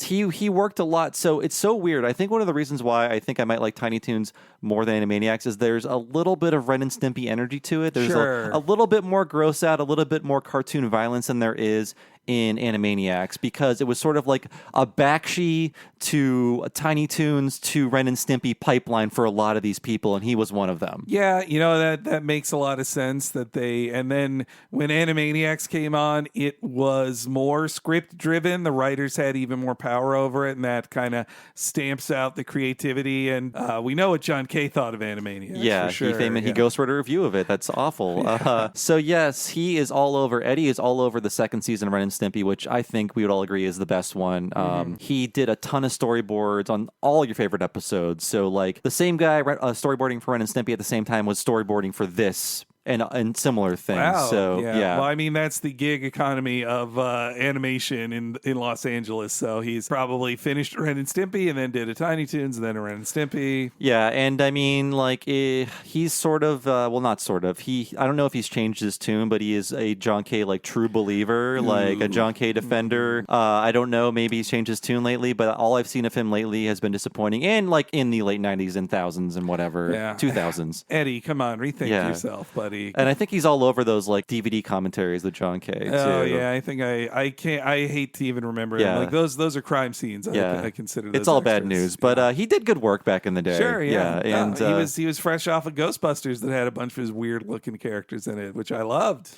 Let's talk about Rusty Mills. So we talked about him with our Pinky and the Brain episode. So he went on to be the director of Yakko's World, that whole short. Yes. And he co-directed the first Pinky and the Brain short, Win Big. Oh, okay. Yes. Unfortunately, he's now deceased. Oh, I didn't know that. Yes, he died in 2012 at age 49, very young. Oh, I forgot. You did say it on the Pinky and the Brain. This is stuff you've heard if you listened to like a year ago, but it's been a while. But directed the Emmy Award-winning Pinky and the Brain Christmas episode, and basically started as a storyboard artist on Tiny Toons, and eventually went on to be director of the Halloween special, and then went on to direct Animaniacs and Pinky and the Brain and Wacko's Wish, and just became a major director in the world of Warner Brothers TV animation. Oh yeah, I mean to get to animate or direct the Animaniacs movie, that's a big gift. Like you are their top director at that point, or at least of the folks who are left, I suppose. And then we have third storyboard artist, Jim Fletcher. And I will say he is just he is a veteran kids cartoon storyboard artist, starting in 1982 with Shirt Tales, and his career apparently just stopped with 1998's The Brave Little Toaster Goes to Mars. But he did most of his storyboarding on Tiny Toon Adventures. Huh, okay. Yeah, just a workman of the storyboard mind. And it seems like happened to him? Maybe just storyboarding is too much. I don't know. Yeah, no, he could have moved to a more profitable or less time-intensive artistic field. He got into plastics. And the Ford storyboard artist is Jenny LaRue. I didn't know this. She would later be series director of Animaniacs. Whoa, wait, first off, a girl. They let a girl in charge? Well, she was only series director of the Fox initial 69 order. Okay. Yeah. All right. That's cool though. I like I didn't know the series director was Jenny LaRue for Animaniacs. That's super cool. Mm-hmm. And her first animation role was character layout artist during the original 65 episodes of Tiny Toon Adventures. So oh man. She started her career with Tiny Toons. Wow. And that's what a rise to success there from getting your start on Tiny Toons to then the next show after Tiny Toons, you're series director on it. That's pretty. That's congratulations. She definitely proved her worth. And from there, she went on to the world of CGI movies, being a story artist and storyboard artist and things that I don't like, but I know people work very hard on, like Shark Tale, Shrek 2, B-Movie, Mr. Peabody and Sherman, and most recently Wonder Park, which I don't know what that is. Oh, Wonder Park. I can't speak too much to it, but I know it had a really troubled production. I think it went like a year over budget. Tons of people quit. I don't think there's a credited director on the final film even. That's all as I really know about Wonder Park, but it sounded like a bad time. I'm sure she works very hard on movies she is not creatively on the same page as. No. But yeah, it's Jenny LaRue and more people. There's a lot of preamble to this. We'll get to the episode very soon, but we haven't talked about a lot of these people. Rich Aaron's the director, so this is very fun. Character designer on the Super Mario Brothers Super Show. Ooh. Yes. And I recommend you go out and find our episode we did of the Super Mario Brothers Super Show. Very fun. We did an episode of that called The Provolone Ranger. Oh, God. And Goodbye, Mr. Fish. Yeah, where we got to watch a fish die. Yes, it was a snuff film in a way. Hey, somebody's got to design those characters, but man, I think Rich Aarons does a really good job on other stuff, but when you see the Yoichi Kotabe designs for those characters and then what that animated series did to those character designs. I mean, I don't even know if he saw those. Yeah, to be fair. I bet he didn't. He probably just had like a licensing package of like various mangled Marios on T-shirts and stuff. So yeah, but boy, that is a rough show, and it starts with the character designs. Those are bad character designs. They are, but you know what? He didn't have a lot to work with. No, it was very low budget, the cheapest of cheap from Deke. So his first role I could find is also, I believe, Bakshi related. So uncredited in-between artist on the 1978 Lord of the Rings movie. Was that Bakshi? Did he make that? Yes, yeah. It was the first half of the 3 books combined, and then it ends without any hope that he'll make another one, and he didn't. Somebody else had to finish it. Rankin Bass? Yes. That's what I thought. So it's anime. Yes, actually, the second one is far more anime. I mean, I've never seen Lord of the Rings in full. What I did watch of it, I could see how it was mind-blowing if you're a stoner in the 70s who never thought they'd see Lord of the Rings as a movie. But when I watched it, all I saw, I think I'd probably appreciate it in a lot more ways now, but as I recall, I was just like, oh, this rotoscoping, are they just color-corrected film footage of guys walking around in shitty costumes? I know our buddy Matthew J. has an entire podcast series about Ralph Bakshi's entire work, his line of work, and I listened to all of those. I didn't even know about most of the movies, so check out Cartoons 101 on Patreon. There's a whole podcast series there. So yeah, Rich Aarons, the character designer on Mario. I mean, he did a ton of stuff before that. I just thought that was funny. Yes. First directing role was on Tiny Toons, and then directed more Animaniacs and Freakazoid. In recent years, he's done things like Axe Cop, Golan the Insatiable, and Major Lazer. Okay. I mean, Axe Cop is that's one of many webtoon type things. So it sounds like he's a little off the beaten path. Yeah, he's doing these edgy adult cartoons. I didn't even hear about Golan the Insatiable, but it was part of Fox's animation domination in the early aughts, and it's based on a series of Something Awful articles. And I was like, I wrote for that website for 14 years. I have so many pitches for cartoons. Let me at them. That's what I got to say. I think, boy, those FX cartoons, Toons. They started with Archer and a bunch of other ones, and now it's just Archer. That's like, I think they pretty much canceled all the rest of them. They tried making Zorn. Yeah. Oh, yeah. And then that got pushed to Fox and died in one season. My partner, Nina Matsumoto, has a Son of Zorn t-shirt. She saw it at Hot Topic and had to buy it. I watched a few episodes of Son of Zorn. I liked it. I want to see more. I saw the pilot and I was like, these are the jokes I would expect. Sure. I kind of like the Tim Meadows character and where that's going, but I need to watch more of it. Yeah. Well, also on that FXX stuff, they just tried to do a bunch of Adult Swim style Marvel shows, and then Marvel just canceled them. They're like, you don't get to make these. Like the Howard the Duck one, right? Yep. No Howard the Duck for us. Kevin Smith out of a job there. And last guy we got to talk about is Richard Stone. So far we've done, how I spent my vacation, Animaniacs, Pinky and the Brain, and Freakazoid. I don't know how much more we need to talk about Richard Stone. Unfortunately, he's also passed away.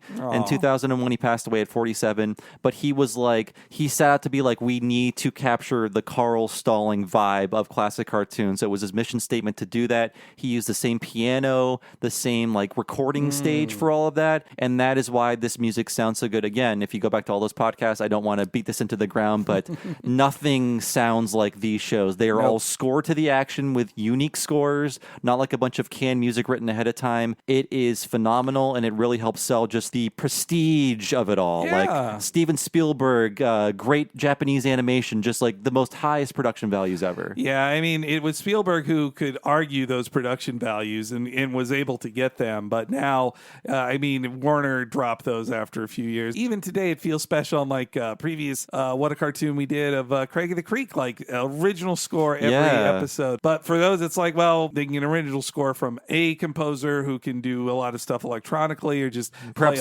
work from home even. Yeah, work from home. Yeah. But there is a difference between that and a full orchestra, Yeah, and God, I love how these shows sound. I've said it 1,000 times on these podcasts, but nothing will ever be like this again, and I really miss it. Yeah. Just like, God, it's so extravagant, and I love it so much. So yeah, and this episode animated by our best friends at Tokyo Movie Shinsha. We talk so much about them on so many episodes of What a Cartoon. We normally pick episodes that they did of these 90s shows, so I don't know how much more we need to go into it, but unfortunately, all we get from them in this episode is animation services by TMS. And guess what? I'm sure they were shipped very good storyboards, but I know there was so much of these artists like own, sweat and blood in all these drawings. Like I know they added so much to this episode that makes it good. Like if they shipped this to ACOM, it would not be as good. No, I mean the humor would have still come through and like the jokes and everything, but the timing of jokes, the movements, or like the bold choices made with the camera angles on some stuff, like it makes me feel like that was not in a storyboard. I could be wrong. But there's some choices that are so extreme that it doesn't feel like they feel like TMS choices. And TMS, they're so good at comedy action. They're the Lupin people, so of course they're great at it. Some of their best work they ever did was on Tiny Toons. 100%. Yeah, there's so many little touches. Again, I don't know if these are in the storyboards, but I can see all of these little touches that are needless, like so many shots that don't need to move the way they do. Like at one point, like Plucky falls to the earth and is like a blob of green. Yeah. And then in the normal cartoon, he just like pop back into his normal self, but he like gathers himself up with his like arms and like puts the particles back together. Like I don't know if that was in the storyboard, but it does feel like a TMS touch. Like how does Plucky get back into his normal state? Yeah, and he pulls his own beak into place too. Yeah, there's so many great. He squishes like 4 different times in this episode, so finding a novel way to pull himself back together each time is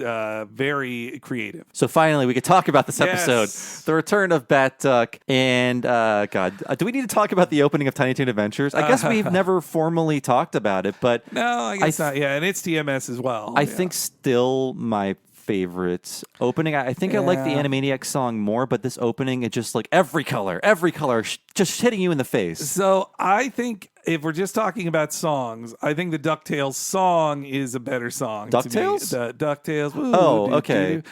I'm just talking about songs. Oh, just like song. songs throughout like the history of kids animation? Yeah, okay. Yeah. Or at least contemporaries of this. I think that's a better one of my childhood. But the animation in this cannot be beat. Like all the Disney shows did clip packages with like 10 seconds of original animation. Like this is a full, amazingly moving, like so many characters in it, like piece to itself, and it's just it introduces you to the style of comedy that all the Warner animated shows will be, of just these kind of like 10-penny opera type stuff, like Yeah.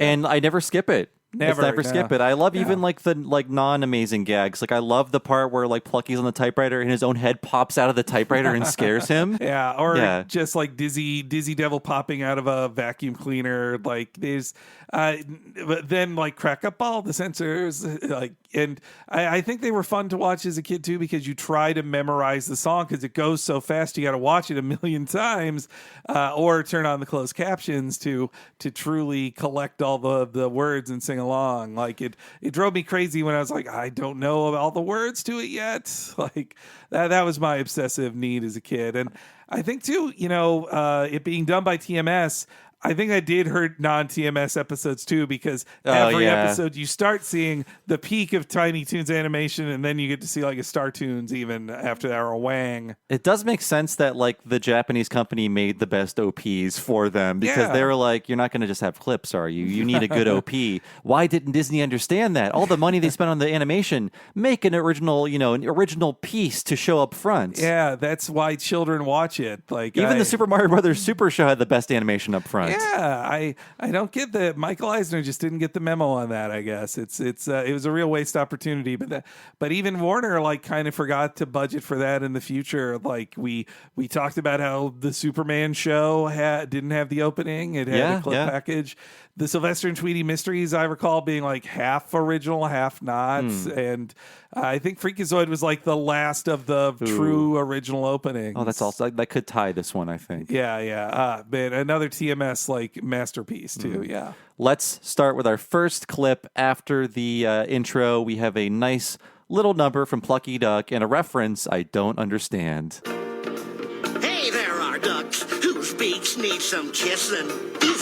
And kissing's what I'm gonna do. Ouch, watch it. Man, those ducks aren't hip to what they're missing. I've got a meso living to do.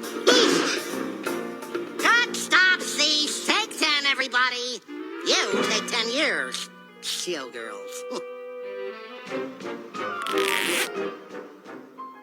Sorry, Plucky. I'm getting that sick feeling. Oh, and I'm not? It's all because of him. Step aside, rabbits. Just a tad jealous, are we? No, just glad to take the weekend off. Looks like your show's gonna be great, Plucky. I'm glad Warner Brothers finally realized my potential. The show's gonna be a humongous blockbuster, Buster. Oh, yeah. This is a much better break than that little old Batman part. Oh, Batman Schmatman. Plucky didn't want that bitsy part anyway. And that's where it all starts. What is going on with this intro? Because it's referencing something. Plucky comes out in like this white blazer with a big pompadour. And it's like, is this a 70s thing I don't know about? I tried looking up like what the song could be a parody of. Well, so the song itself is from Bye Bye Birdie. Is he supposed to be like Conrad Birdie or whatever that guy's name is? Okay. Well, so it's kind of a song him and the Anne Margaret character sing in the film version anyway. But yeah. Thank you, Henry. Like, Thank you. There's some chicks who need some kisses, and kissing what I'm gonna do. That's the song that he sings in Bye Bye Birdie. So he replaces chicks with beaks. Yeah. And then he's like dancing with some showgirls, and I mean, there's some sexy showgirls in this opening, and I was watching them. I'm like, man, their dance is so well choreographed because they've got to hit Plucky with their butts at the right time. But like, it's so well done. These like little incidental animations. Yeah, it's like arms to the side, leg out. They kick at the right time.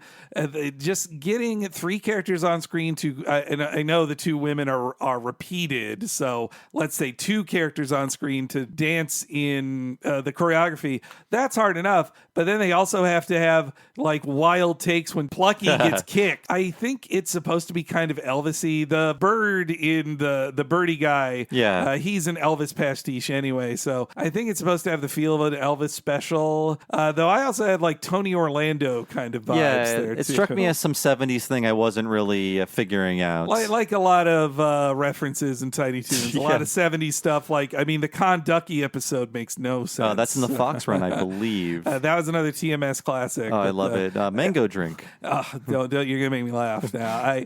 The ambition of like the opening is now Plucky Duck, like they pan all around the camera, like almost a full circle into the monitor on the camera, and then through it to Plucky. There's lots of interesting like in animation camera moves and TMS stuff, and that's one of them. And I should say up front that this is the Tiny Toon Adventures edit of this episode. The Plucky Duck Show edit is not available where I could find it, so I don't know if this intro was added intentionally or like always they knew it would be wrapped into the rerun, so they just made it, ahead of time. Yeah. I don't know if this did not exist in the first airing and then they added it and cut out some Plucky scenes later or what. Like I could not find a cut scene guide or anything, so this is the only version of this episode that exists online. My fuzzy memories of it, well, on Hulu, it's the one particular version. My fuzzy memory is that the Tiny Toons opening was not played on the first morning of it. Yeah, I didn't think so because and I think it's just the Plucky Duck Show opening that comes after this. Yeah, because this episode has like the Tiny Toons theme and also the Plucky Duck Show theme. And on Hulu, if you want to find this on Hulu, the episode is not called The Return of Batduck. It's called Plucky Duck: The Return of Batduck. I don't know why. I don't know why. I'm hoping this version, I didn't feel anything was missing, though I don't have this memorized like I do Simpsons, but I think it's just they just stuck the Tiny Toons opening in front of the Return of Batduck episode of Plucky Duck Show. I think you're right, just to not confuse the children. And then there's like a framing device where Buster and Babs are watching him and like kind of checking in on Plucky just so you're sure it's like, oh, it's their show still.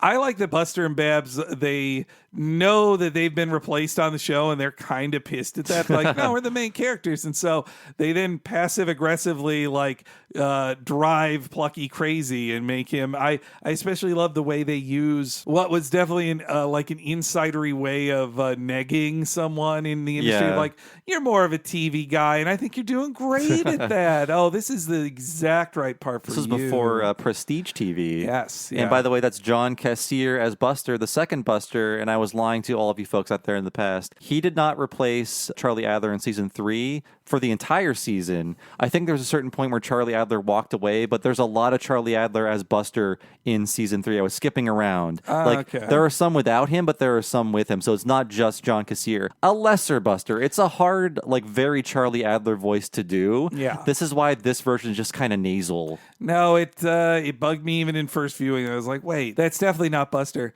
And it doesn't help either that the iconic opening is entirely his voice right up front. Yeah, you hear Charlie Adler. There's like a direct comparison. And of course, I don't know if it's included in the history clip I'm dropping in, but Joe Alasky, R.I.P., he makes this episode. I think part of the reason why they're like, let's make a Plucky Duck Show was we love hearing Joe Alasky, and I love it too. Like he would go on to voice Daffy Duck. I think he was even voicing Daffy before this. Yeah, no, he's the perfect duck voice of his generation. It's sad he's gone. Like his the ability he has to like express like big emotions, just like anger and frustration, that you need that for Daffy Duck. Like Daffy Duck needs to get fed up all the time. And we love that Plucky short in the movie. That was our favorite part because easily the of best him. Part. Yeah, just all of his anger, like no, like but we just got here. He was in so much pain, and it was fun to watch, and he didn't deserve it. So yes, Buster shows Plucky that Burton is directing another Batman movie in a Variatoon. That's funny. And again, you said you're right. He was negged by Babs. Like, yeah, you're more of a television guy. You're having fun on TV. Yeah. It's mature of you to realize that.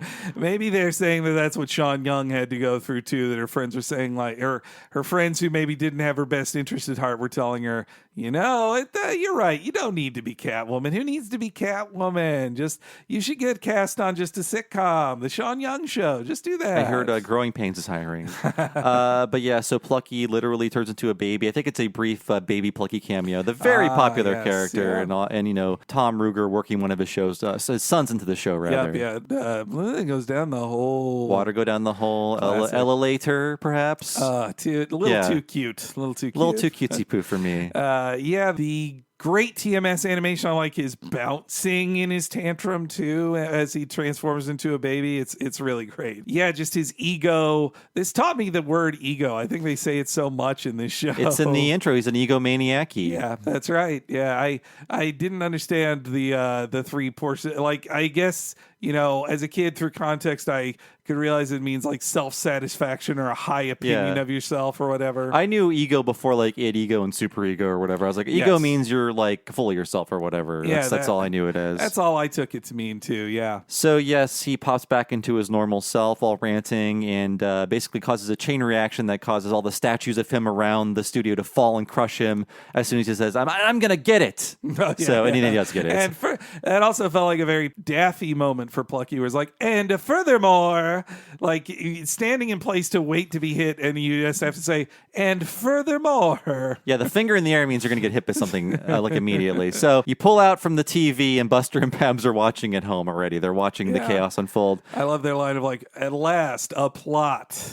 Like, that's one of them. There's several moments in here that feel like Tom Ruger or another story editor commenting on the script and then going like, well, instead of rewriting, I'm just going to put my comment in here. And I think that the first one is when Babs says like, oh, good, finally a plot. We're discovering it now. He's getting his quest. So yes, then we have the Plucky Duck Show theme. We're going to hear all of it or most of it during, I think you already heard most of it rather during the break, so I don't need to play it again, but very fun. I love how cynical it is. I love how other shows seem yucky now that Plucky's on the air. Yeah. Yes. And also like lots of tunes, but who cares who they are? That's the other characters. Yeah. Yeah. I love the aside how he says who cares who they are. It's a good choice of clips. And yeah, I mean, unfortunately they jump around like every one of these clip openings. They jump around from like studio to studio. So you see Kennedy stuff and you realize how good you have it when you jump back into this episode. You're like, oh. When you slash them all together, it's really ridiculous. But I also like at the very end of the song, Plucky is like, I also wrote this song. Like, no, you didn't. But that's he our takes Plucky. credit for it. So we start off, I believe, in a taxi as Plucky is training Hampton on how to be a huge Hollywood sellout. Hammy, old pal, don't sweat it. I need an agent to get on the lot. You're perfect. Hammy Lazar, babe. Gee, I don't know. That's okay. I do. You get me on the lot. I see Tim Burton. He faces facts. I am Batman.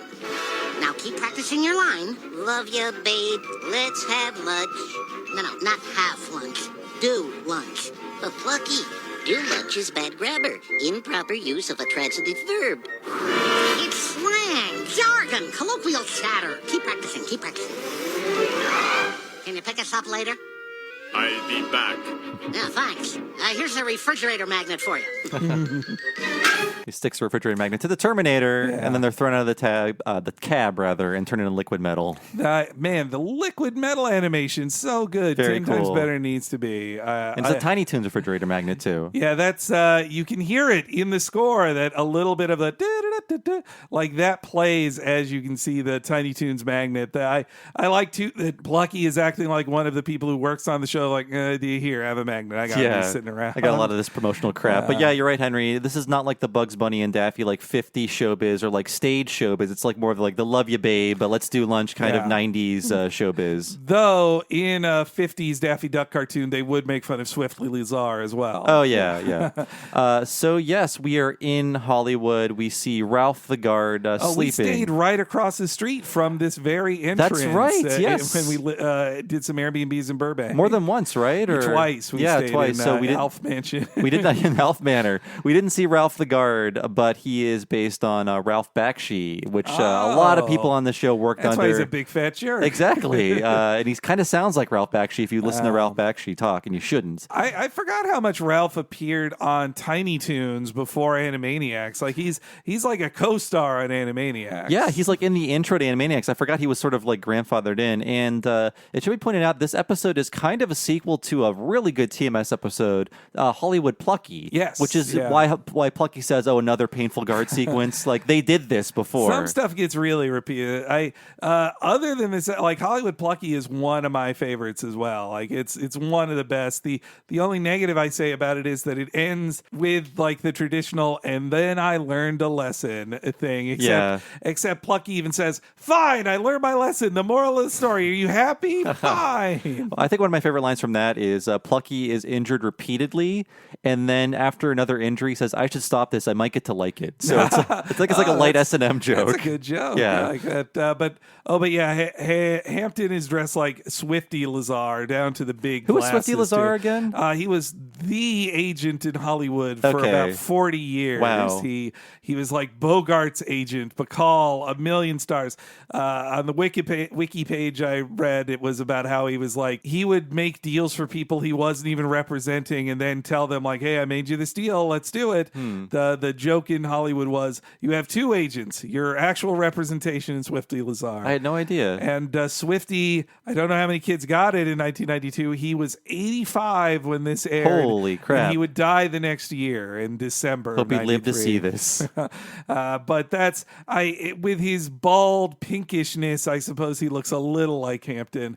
Hampton is a co-star in the Plucky Duck Show, but he kind of does nothing. It's funny, like you think this will be like an old 30s or 40s Daffy and Porky cartoon where they play off of each other a lot. Hampton is really separated from Plucky for all of this. Yeah. And it's just like, well, no, Plucky is strong enough. He doesn't need like a sidekick to bounce off of. He just talks to himself. And also, between the productions of the first and third season, Terminator had come out, so we get a couple Terminator 2 jokes. Yeah. I do enjoy them, even though they are very obvious and uncreative. They're kind of the worst of all the reference jokes. These are the worst, I think, just because I'll be back. It's like, I think it's real cheap to just repeat a catchphrase of a thing you didn't make. But he did come back. So he did. At least it pays off in that way. And I think this next thing is a joke about Kevin Costner and Robin Hood. So Ralph is hit with an arrow, and Kevin Costner sort of prances by. You like barely see the caricature of him, but he talks in a very like flat, maybe Californian accent. It's like dude, or man. So I think they're making fun of how everyone in that movie has a British accent but him, right? Yes, yeah. Oh, everyone was doing that. That movie came out June 91, so it was still a relatively new joke. I mean, Men in Tights is built around that joke. Like Carrie Elways says out loud, "Well, for one thing, I can speak with a British accent." Yeah, unlike other Robin Hoods. Yes, Yes. yeah. I think that was in the trailer and the commercials. Yes. Wow. Yeah, that was topical humor in 1992. I was just like reaching back in my brain trying to figure out like, was that the joke? And it is. Though he's not dressed at all like the Robin Hood in Prince of Thieves. No, it's like classic like stage Robin Hood or whatever. Yeah, but not like green. It does look like an Errol Flynn Robin Hood, but not the green version of it. But I like that Ralph is so accepting of like an arrow through his head. He's like, sure. Hey, Kevin Costner's a big star. Oh, yeah. So yes, while Hampton is reciting his "Let's Do Lunch" routine, he lassos Plucky. Ralph does, and this is when the painful guard at the gate sequence begins formally. Yeah, I love that he knows it's happening, and he's pretty upset about it. So after lassoing Plucky, I mean, a lot of the visual stuff I can just explain to you. It's not funny if I explain it, but he does yo-yo tricks. Yo-yo tricks, and one of them is around. The last one is around the world, so he flings Plucky up into the air, and Plucky lands on the Hubble, a very popular thing we made fun of in the early 90s because it launched in 1990 and it was like immediately broken. Like one of the mirrors was fucked up. They didn't fix it until after the show aired. It was a joke about government way. I mean, people were joking about the Hubble telescope for so long. 4 years after this, the MST3K movie has a whole Hubble sequence as well. Yeah, they have to like put the Hubble back with the Manos Hands of Fate thing or whatever. Ah, yes. Yeah, that was good. But Plucky just adjusts the lens and he fixes it. I like his acting is funny. I also like to think, if this is TMS animating it, that satellite was drawn by the same people who drew the Akira satellite. Oh, man. You're totally right about that. So I have another clip here coming up with Plucky in various disguises. And please watch this because these like caricatures and costumes, they're so well done and just funny and fun to look at, especially Plucky as Beetlejuice, which we'll hear in a second here. I'm Edward Hedgeclipperhands, an old friend of you, Mr. Burton's. I read your clippings. Ooh, a pithy pun. Ouch. Wait a second. Listen, you look like a sporting guy. How's about we settle this with a little wager? A game of scissors, paper, rock. I win, I go in. You win, I calmly walk away. Ah, okay. Scissors, paper, rock. I calmly walk away. Crushed by a rock.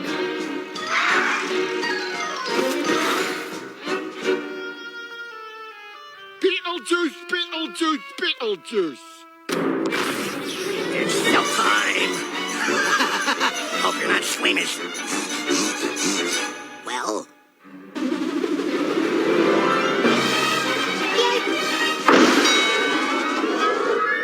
So Ralph essentially turns into the Beetlejuice thing from the It's Showtime scene, where his his arms turn into hammers or whatever. Yeah, the like, hammer they hands roll and out. the merry-go-round head. Yeah.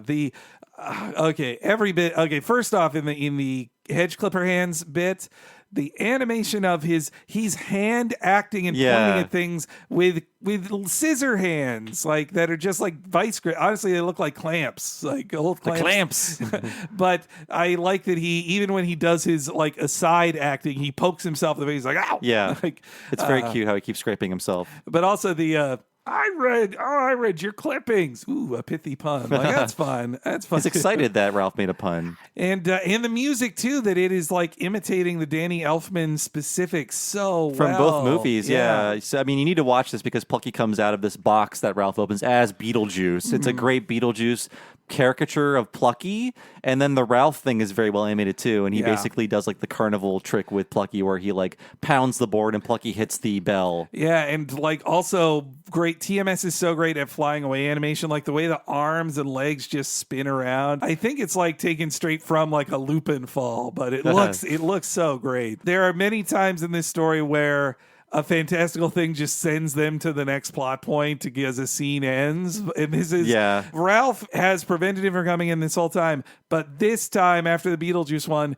he flings him into the He studio launched instead. Plucky the wrong way with his cartoon gag, and he just lands into a green blob, and that's where Hampton is. He's like, Plucky, you're on the lot. You made it to the lot. And Hampton finally has the let's do lunch thing, but that never pays off. No. It's just a little gag about how middle America doesn't understand the let's do lunch thing, which that would be very retro to say now at some Hollywood meeting, like, hey, let's do lunch tomorrow.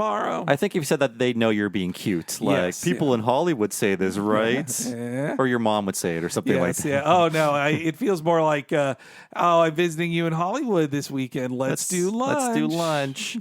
And then they run off to see the office of Tim Burton, which is essentially the Edward Scissorhands castle. Yeah, I think it's okay for tension, but it's where they're like, now it'll be so easy to get to Tim Burton. And then he's like, Mommy, when he sees a scary castle. And then that's the commercial break. I was like, I guess that's an okay commercial break. I guess it sets up the fact that they just can't walk there on foot. I guess, but that's not even really the castle when he gets there either. Like the look changes once he actually does get there. They just needed a fun act break. Yeah. You got to put commercials somewhere. I get it. They decide to go into the sewer now, Hampton and Plucky.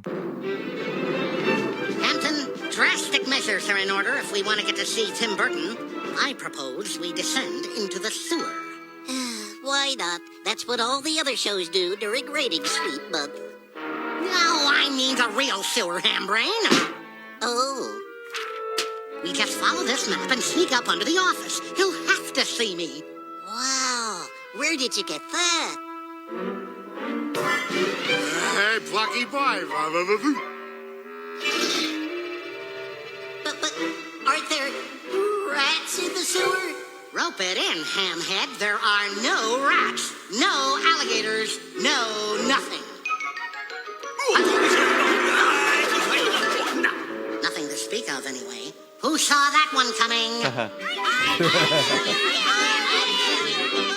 And the Ninja Turtles ran by. That's what they saw coming. I love that joke because I was becoming enough of a nerd to know, like, okay, sewers. I think I know where this is going. Like, every kid show was making fun of the Ninja Turtles, and they could count on any kid knowing the Ninja Turtles live in the sewer. So it was just a countdown to the Ninja Turtle joke. So then when Plucky turns the camera, like, all right, who saw that coming? Like, that was them showing, like, we're smarter than you. We knew you saw it coming. I did not see the Tinkerbell Julia Roberts joke coming. No, that which I did was not. just like, oh yeah, Hook was a thing, Yeah. and so Plucky swats what he thinks is a fly, and then it's actually Julia Roberts in her Tinkerbell outfit. Yeah, I mean, I get why there's multiple Hook jokes in here because that's what Spielberg was working on the most during the making of the first season of Tiny Toons, the second season. Like, if they're working directly with Spielberg, then they're hearing from Hook all the time, and it was a big deal that Julia Roberts was her as well. I recall Hook being a big movie, but were people supposed to like it or find it enjoyable? I mean, there were tons of toys for it. It was definitely being sold to kids. For sure. I know there's like nostalgia for it for people like our age, like Bangarang or whatever, is that it? And like stuff like that. But I remember Rufio, all that. I saw it on VHS once as a kid, and I loved like all that kind of adventure movie stuff. And Spielberg, of course, I was like, this is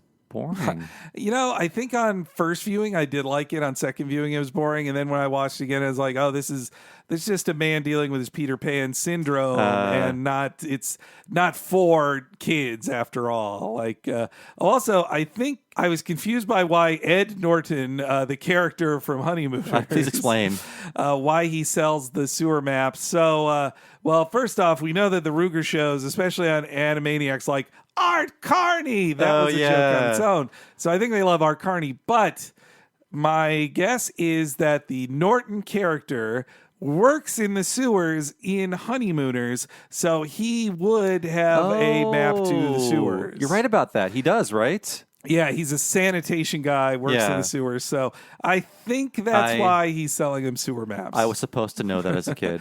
Though, one thing I didn't know is one of the jokes on the map is Child's Play 4 ideas, but the other is Madonna's something. Maybe they were like, maybe the joke was too risque, so they have Plucky's arm cover it. Like, we can't say that. It ends in GHT. It's like night something or blank night, midnight. Madonna, I don't know. I mean, obviously it would be a place Madonna has sex. I would assume that's the easy joke you'd go to when mocking Madonna. And I think Child's Play 3 had come out in 91, and Child's Play 4 would be Bride of Chucky. That's like 98. So it took them a long time to come up with the idea for a fourth Child's Play. Really, they just rebooted that series too with Mark Hamill as Chucky. I'm sure he was fine. I'm sure he did a good job. But yeah, so they finally go through the sewers. They see a light above, and they just wonder what's up there. And Plucky is pulled up to the light in a giant ladle, and he's in the WB commissary with what I think is the kindest fat joke you can do with Oprah. Yeah, Oprah just wants to eat lunch, and she thinks Plucky is food when it's served to her, and she eats Plucky. Cree Summer does a good Oprah. I like her Oprah. Though I think there was a meaner joke because when Plucky says, "You don't want to eat me, you don't know where I've been," lip sync is all off, which TMS is not off on lip sync ever. I didn't notice that. You could be right. Yeah. I think there was a meaner joke about Oprah, and maybe you should get on a diet or whatever. I don't want to make up mean Oprah People jokes. were too. I mean, in an episode that's all about being mean to a woman for what she did, I'm glad they made that a little softer. I think one of the worst jokes in classic Simpsons is in Whacking Day. It's they'll be all over this like Oprah on a baked ham. It's like we're not supposed to think Bart is stupid for saying that. We're supposed to laugh, be like, haha, she's fat. Yeah. No, I mean the critic engaged in even more Oprah gaining weight jokes. Like it was that. Yeah, you're right. Oprah's yo-yoing weight was a thing we made fun. It seems very insensitive now. Even before actually we were mentioning Joan Rivers, like she did even worse. She made fun of the girls on sitcoms gaining weight, like on like Facts of Life. Yeah, and on stuff? Facts of Life. She'd make fun of them gaining weight. Like these are children. They're already being abused by doing this television show. I hope all that cruelty just exists on the internet now and not on major talk shows. Boy, I hope so. Well, I wouldn't know because I don't watch talk shows, but except in bad clips of them. Also the joke of it's Warner employees making fun of their own commissary, being like shit, you actually serve us sewer water. This place is garbage. I gotta say, we ate the Fox Lot commissary at our table read for The Simpsons, and I say good cheap food, quality commissary. Yeah, I had a good tuna melt. Yeah, no, I think maybe Warner's is worse. We got to ask the many assistants of Hollywood who've eaten there. Like, what's the best? And then they try another exit in the sewer. They pop out to see Danny DeVito as the Penguin and Dustin Hoffman in his Captain Hook getup arguing over who's shorter. Yes. And Plucky says, "Ooh, a little argument," or something. I don't. It's funny. not that funny, but it's fine. I will say that DeVito is dressed like the Penguin in the '60s series because they didn't know what he would look like yet. Yeah, you'll see that with another character later. Their 66 outfit. Yeah, though, who would have expected how twisted Tim Burton would make the Penguin in his show? Flipper hands and whatnot. That's why the Penguin of the Batman the Animated Series kind of stuck in between the two. Like he's mostly the Burgess Meredith outfit, especially the monocle and the long cigarette. But the flipper hands and the being treated like a freak by society, it's got more of that from the Burton world. And DeVito, 8 inches shorter than Dustin Hoffman. Oh my, 8 inches. Is he like 4'11" or 4'10"? He's 4'10", and Hoffman is 5'6", which honestly is tall by Hollywood men's Hoffman standards. is a giant among men. But yes, Danny DeVito, very short, but an amazing political figure of these days. I'm glad that he's pushing folks toward feeling the burn, as it were. I love him. So Plucky and Hampton are still in the sewer, and they think they're going to die. It's too dark to read this thing. Dark and scary. Oh, crack on me, hamhead. So what if it's dark? So what if it's scary? So what if it's claustrophobic and I have a latent fear of closed-in places? I gave up my own show to die in a sewer! I told you I'd be back. We're safe. We're alive. Hey, Hammy, look. We've made it to Tim Burton's office. Come on, let's not keep him waiting. Yes, so they're saved by the Terminator. Yep, he just lifts them out of it to the next plot point. It's like the sewer was just a time killer. But a great line reading by Joe Lasky. I think what makes him such a good performer in this role is just like the very interesting line readings he gives. Like, to die in a sewer? And his scream is so loud. I love that. Yeah, he brings so much to it while Hampton just like stands there and doesn't do anything. The only funny line Messick gets in the whole episode is Hampton is like, that's what every other show does during rating sweeps month. Yeah, and I think they had to say rating sweeps month and not just sweeps because it was a kid's cartoon. Yeah. I think in Animaniacs they'd have just said sweeps. Yeah. But I also like that it's really telling of Plucky's character that his ego and drive to replace Michael Keaton as Batman has made him forget how he's afraid, but now finally his fear is overtaking it and he's becoming a total coward again. Like, oh yeah, wait, I'm terrified of this and I'm gonna die, and like it finally all comes into focus for him. Like, I gave up my own TV show to do this. Oh, and also I think Dustin Hoffman was originally planned to be. There were talks that he was going to be the Penguin and that DeVito took it. So I think that's why they specifically picked those guys. Oh, okay, interesting. Like I just assumed that DeVito from the beginning is like, well, that's our Penguin. Yeah, like, who else is it going to be? Because like Burton loves DeVito. They work together a ton of times. In fact, that Dumbo movie, the only thing that made me even want to watch it, I never will watch it, but it was the reuniting of Keaton, DeVito, and Burton for a movie again. He should have been Detective Pikachu, though. No. He was born to play that role. I know, but there's a reason Ryan Reynolds is his voice. Like, it worked. You've seen the movie. The kids like him. Yeah. I've seen the movie. Yes, so finally we see Tim Burton. I have a later clip of him, but man, I love this drawing of Tim Burton. And TMS really knows how to make it work in like in a 3D space. It's not a 3D character, of course. It's a drawing, but it's like they know how to turn him around and make him emote while still looking like Tim Burton. It is such a good drawing of Tim Burton in 1992. It's giant hair, his wacky, wide face. Yeah, it's like jutting out lower lip. Like, I love the way they just make him emote and act and move around. He's just like such a fun cartoon character. The character design of him is great. It fits with how they did other celebrities, like for one-off gags, like in the Hollywood episode, the Plucky Hollywood episode. But you only see most of those characters for like 5 seconds, but you see Tim Burton way longer, and they make it work. Like a character they done before can work for like 5 seconds, and then you have to like stop looking at them to be like, boy, Meryl Streep's really freakish in this shot, or whoever. Yeah, yeah. It's just like one drawing they were sent, like just draw her like this, but he's got to look like happy and sad and angry and scared, and from many different angles. He has to run away. Yeah. And, yeah. Hey, also a nice Francis Ford Coppola's Bram Stoker's Dracula joke as well. Before the movie came out? Yes. Yeah. I looked that up. The movie came out 2 months after this, so it was just known that Coppola was making a Dracula film, and that's it. So Dracula wants to play Batman. That's the joke. Yes, and Tim Burton thinks he's good, but he's already got a guy. I got to say, like, I couldn't tell you what Tim Burton sounds like, but Maurice LaMarche, whatever he's doing, I buy it as Tim Burton. It's just like a fun, like kind of meek, stuttering, like little nerdo. Yeah, I like it a lot. I think Burton should be a little insulted. I feel like he must have heard about it at some point. Like it would have come up production offices like, hey, they're doing an episode about you on Tiny Toons. Oh, I'm sure it was sent to him before it even aired, just based on who he was. He could be a little mad at how he's designed, though. I don't know. It's not flattering, but it's perfect. Yeah, it's it is like perfect, it's again, you gotta watch it. It's on Hulu. I think Tim Burton had a better sense of humor about himself in '92 than he probably does now as a billionaire. I think so, yeah. Plucky enters the office. A joke I don't get is everyone screams and runs away when he does. Is it because he's a duck? Man, Dracula was just there. Maybe it's a callback to the last time he was in Hollywood and he went to Mr. DeMille's room. Yeah. Maybe that.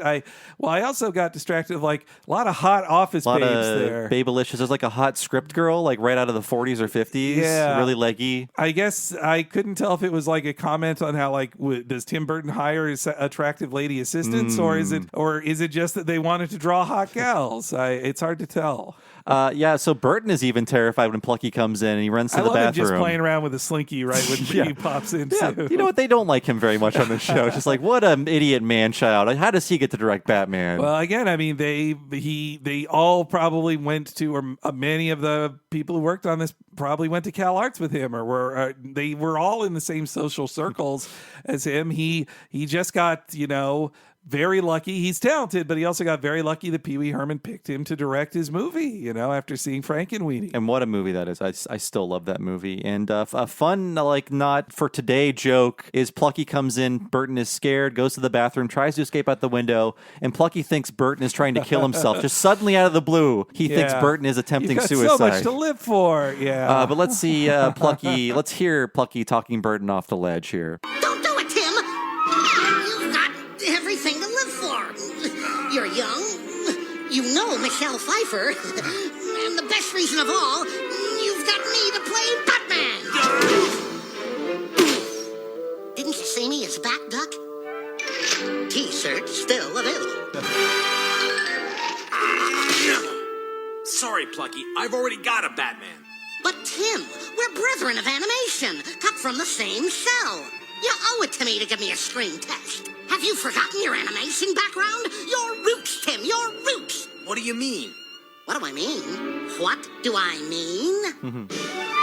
Tim Burton, here is your life. I think maybe that the version we're watching has a few scenes cut, which explains why the people in the office and Burton are both afraid of Plucky.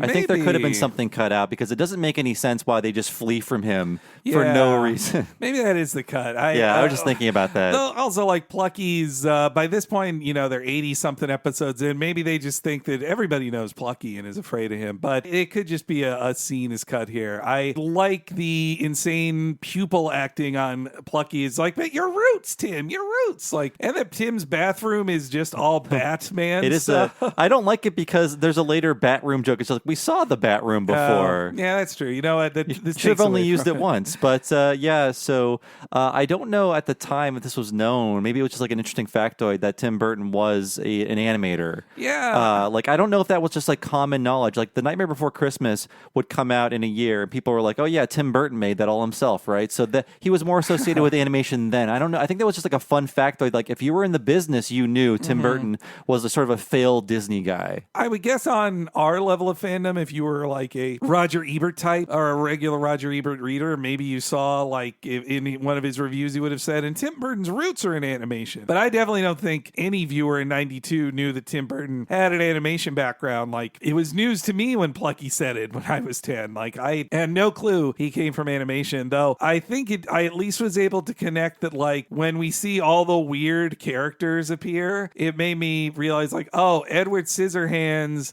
these are all riffs on that, or like he must have drawn Edward Scissorhands just like all these other goofy characters. They're all like name, then something, and body part. Which feels like mocking him as well. Just like, here's how you make up a character, Mr. Wiggleblance. It's like a Justin Roiland thing. I'm Mr. Gloopy Glop. And I'm from Zippity Zoo. Also, I like how he essentially just transforms the bathroom into like a set with cartoon powers. It becomes, here is your life, not this is your life. Let's hear the Burton bio from Plucky. Year 1963, and a young lad of 5 years drew his very first character. Listen. You broke your crayon, and I was born. Remember Mr. Squiggly?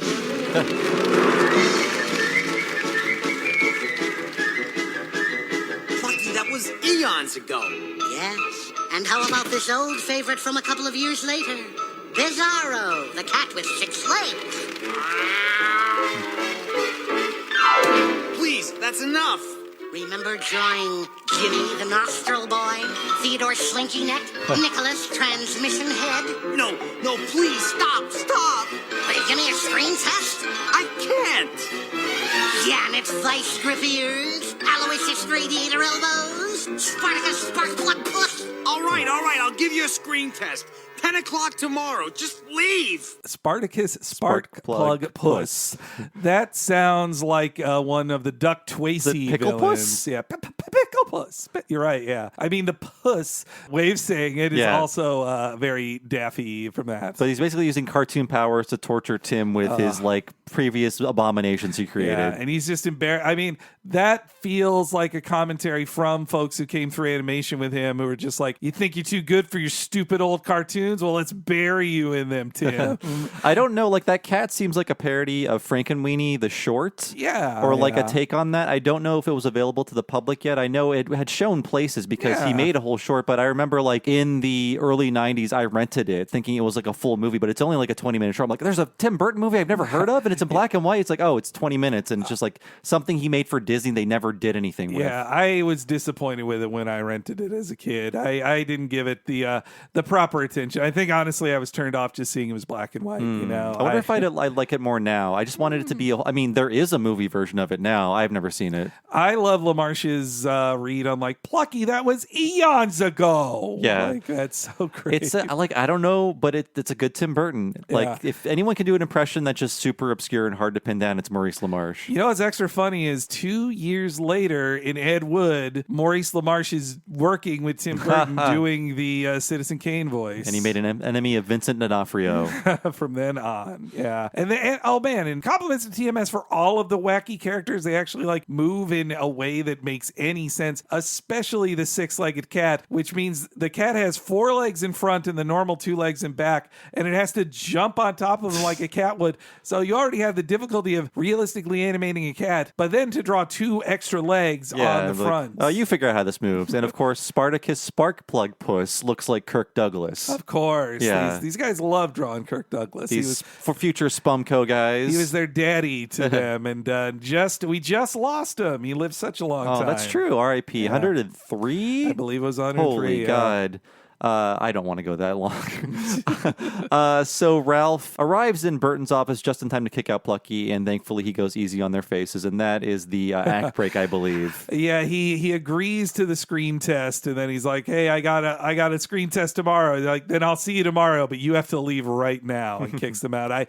One last joke before the end of that scene is when Burton accepts it, Plucky goes, "Yay!" and then he lifts up, and they're back in the bathroom. And he's yeah, you hear that? that, Hampton? And Hampton is just like confused. He's like, oh, I wasn't in this scene before, but I guess I'm here now. I forgot, like they just warp back to the bathroom because Plucky like pulls up the curtain or whatever he pulled down to make it a different reality. And Hampton is so unneeded. He's just like, oh, I'm here now. Yep. And so they can just be kicked out together. For most of the rest of this episode, Hampton is just the person Plucky talks to, and he's barely even needed for that. If he's ever neat, like Plucky always has like Tim Burton to talk to or somebody else. Or Hampton can activate a thing that will harm a Plucky. That's basically his only job. The third act opens with a bunch of gags that the show admits are just a waste of time. Yep. Yeah. So they return to the Tiny Toon Adventures like prop storage to be like, oh, let's get the Batduck costume. And, I love he's like, we made the props for a previous episode. I can just use them again. And there are some jokes here. So the first door they open is a broom closet when they turn on the lights. The second door they open is the bat room. But we had already seen Burton's bat room, so the joke it doesn't really land as hard. I mean, it's not a great joke to begin with. Yeah. And then we pull out from that to see they are on an episode of their parody of TV's bloopers and practical jokes with a very unflattering Dick Clark caricature. Yeah, Ed McMahon looks as freakish as he normally does. They're great drawings, though, I got to say. I love how they move, but they are then crushed by anvils. I think so. And then Plucky and Hampton, it pulls back, and they're like, that's enough of that. It's so funny. Like, it pulls out from the shot of them in the bat room to the, Ed McMahon and Dick Clark thing, and then it pulls out again to Plucky and Hampton in front of a TV, just like, that's enough. That's enough of this scene. That also feels like the editor or the person editing the script going like, all right, enough. This joke's bad. We're tired of this. Enough of this celebrity crap. Let's do some action. Or it feels like a Monty Python gag as well, of just like, all right, enough. It's much too silly. So we are now in the Duck Cave. And so I finally return. Everything just where I remembered it. Except the stairs. The duckarang.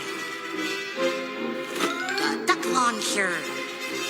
Ah, my sidekick, Decoy, the pig hostage. And most important of all, my Batduck costume. Fire up the Duck, Decoy.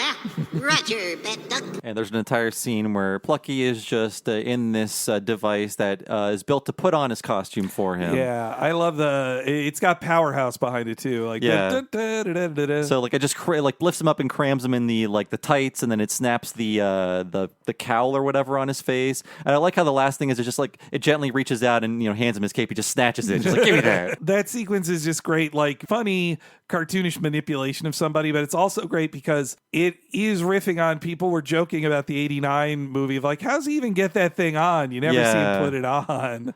And because it's like, it's molded plastic you can barely move in. It's almost impossible to move in. So to see it all placed on him, also like Decoy, his costume. My hostage sidekick.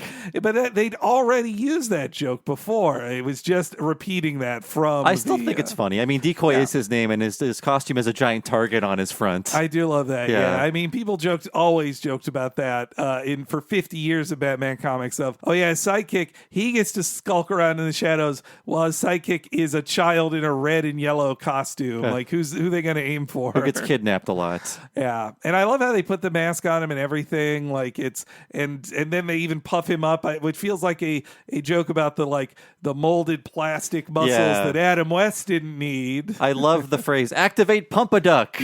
Pump-a-Duck activated. And it pumps him up too much. It turns into an inflation pornography for a sec there. And I think there was a shot taken from that. What's the first Batduck cartoon?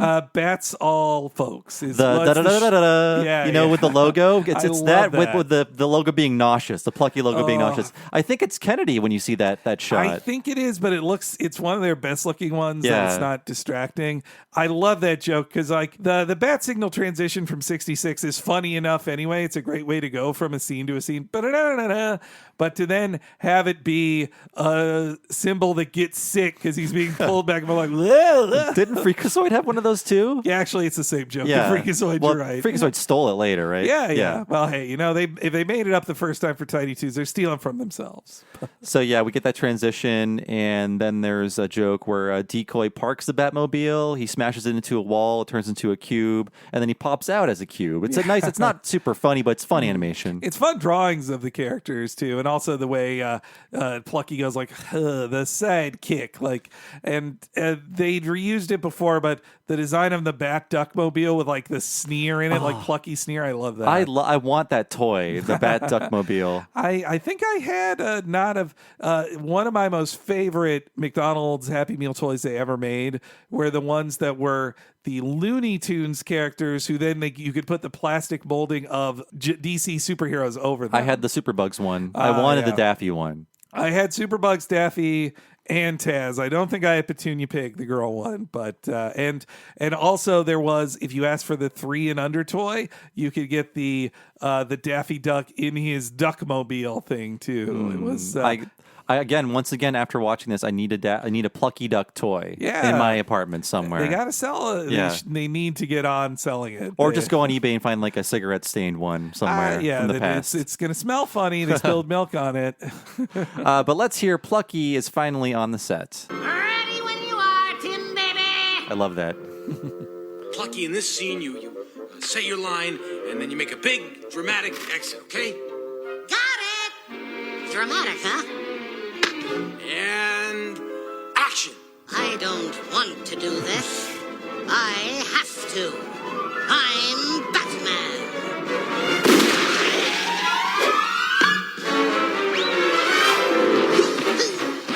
How is that, Tim Timo? Huh? Oh yeah. That was, it needs to be dark, but absurd. More serious, but, silly. Large, small, and gothic. Oh, that. Let's do it again.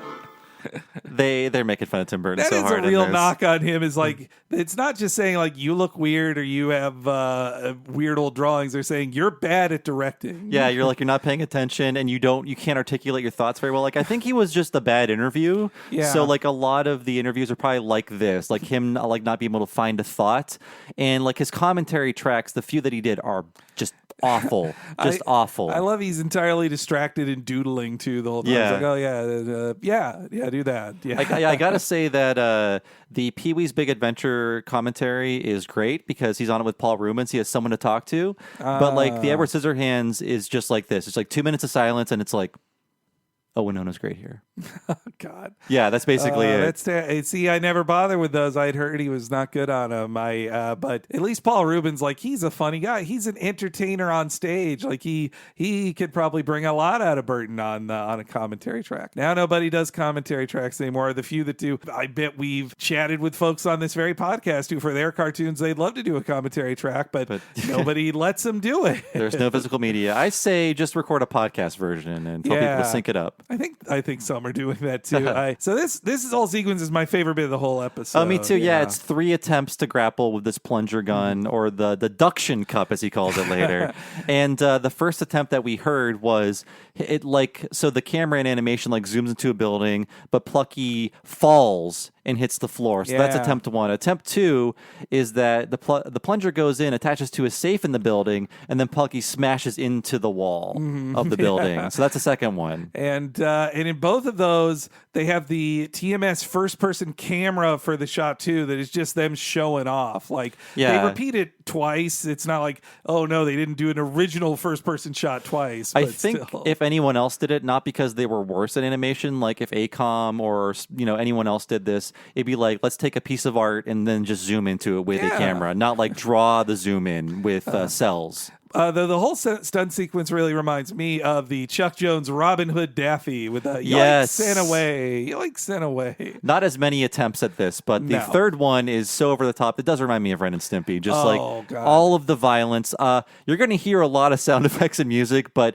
the dialogue is fun, and I'll explain what's happening after the clip here. And Plucky is very reluctant to do it a third time. I don't want to do this. I really don't want to do this. But I have to. I'm Batman.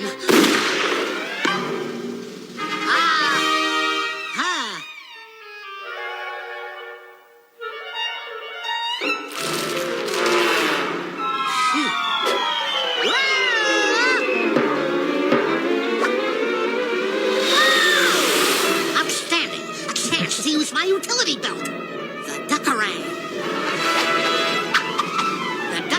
cups. The duck sticker. The duck hook. The duck tape.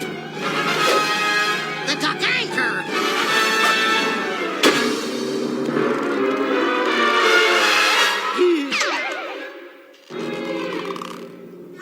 Is there an insurance salesman in the audience? I feel pretty. Okay, that whole shot is my favorite in the episode because how far they go with all of the strings around him, like the web that's created, but it all makes like physical sense. Like in three-dimensional space, it makes sense. All the things he throws out. So the scene starts out with him. So the duction cup latches onto a gargoyle. He hangs from it. He can't quite reach the ledge. The gargoyle falls off, hits an awning, pulls him down, but bounces off an awning into the air, and he's just flying up into the air with these anime speed lines behind him as he tries to latch onto every building around him. He does, and then he's caught in a spiderweb in the middle. All the buildings pull in around him and crush him, and then the gargoyle crushes him after that. It is great. So every step of it is great. Every moment of it is great. And I think it was an intentional Batman 89 reference, how the gargoyle goes above the clouds in front of the moon and then back down again. Yeah. It's just like how the Batplane does it in 89. Oh, yeah, you're right. Yes. But man, like masterful, just like action comedy animation. It's so fun to watch him unfurl all of these gadgets. I love the bat hook, the duct tape, the duction cup. There's like 5 things. It's so cool. And how they get away with just drawing straight up a gun as the plunger. Yeah. thing, I too. love Plucky firing that huge gun. It's awesome. I want to sell of with that. a gun sound effect too. Yeah. And the white eyes, even they still get so much great acting out of it, even with the lesser detail in the white eyes. And I like that once he crashes back down, it's kind of like the old Hollywood scene of just like, okay, Buster, I've had enough. And that's when Burton goes like, oh, hey, that's what I wanted to see. He only wants it once she turns it down. You've got spunk. You got spunk, kid. And Plucky says, fire that other guy. So when he says that other guy, you as a viewer in first time are thinking he means Michael Keaton. But when you find out that he's hired as a stuntman later, he is saying that other guy is the other stuntman. Okay, yeah. So it makes sense. I guess for legal reasons, like they're being very cute about who these characters are, although you're supposed to know. Oh, no, they call him Tim Burton in this. Yeah. He's Tim Burton. Michelle Pfeiffer's Michelle Pfeiffer. Yeah. Everybody's themselves except for Michael Keaton. It's so weird that like, so in Variatoon, they do say it's Michael Keaton. But later, Batman is Batman in this. Batman is playing Batman. It's true, but like in the credits, I think in the credits are being cute. So it's like Maurice LaMarche as Tim and Jeff Bennett as Kev, like Kevin Costner. Oh, yeah, I see. Yeah, that's cute. And he was also Batman. You're right. Yeah, I guess that does avoid legal problems, though. There's still the DC copyright at the end of this, so I think they had to at least do a little talking with the Batman department to do this episode. And then there's like a very strange part of this episode where it's like now we're back at Plucky's pond home and he's moving away, and then we pull out to see Buster and Babs like checking in on him, and they want to go see what he's going to do. There's just a fun joke where he's having a moving truck back up onto this rickety bridge that leads to his house. It crushes the bridge. The house like flies onto him, crushes him, but he's fine. He pulls out a suitcase. He's like, good enough. Good enough, yeah. He lost everything, but what's he care? He's got a whole new life beginning as a movie star. I like to the Babs and Buster are just like on a couch the whole episode. They're like, oh, this is interesting. Let's go talk to him. They're getting the weekend off. Like this is going to be their Tiny Toons spots, but they got it off. They're just too interested in Plucky's story, though. They have to follow him. I also like he says, off to my major starring vehicle in a major star vehicle.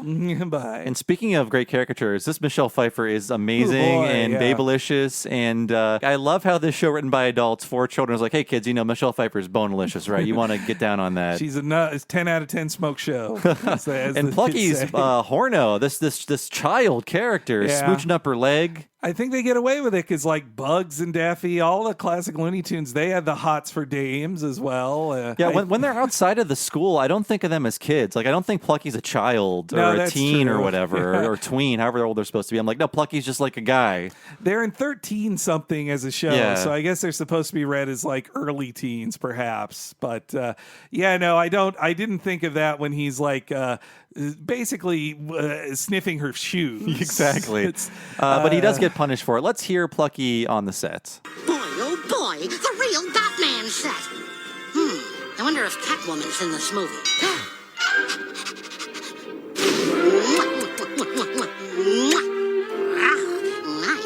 costume kitten. Is that semi-gloss enamel?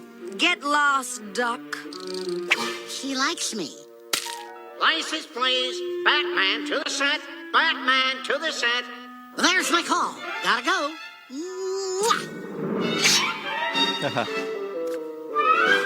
Tim! I should be Catwoman, you know it! Look at me! It's unavoidable! Roar! Roar! You know what to do with me! You're right. I do. Ooh, look at the pretty kitty. I'm gonna love you to pieces, you cute kitty witty head.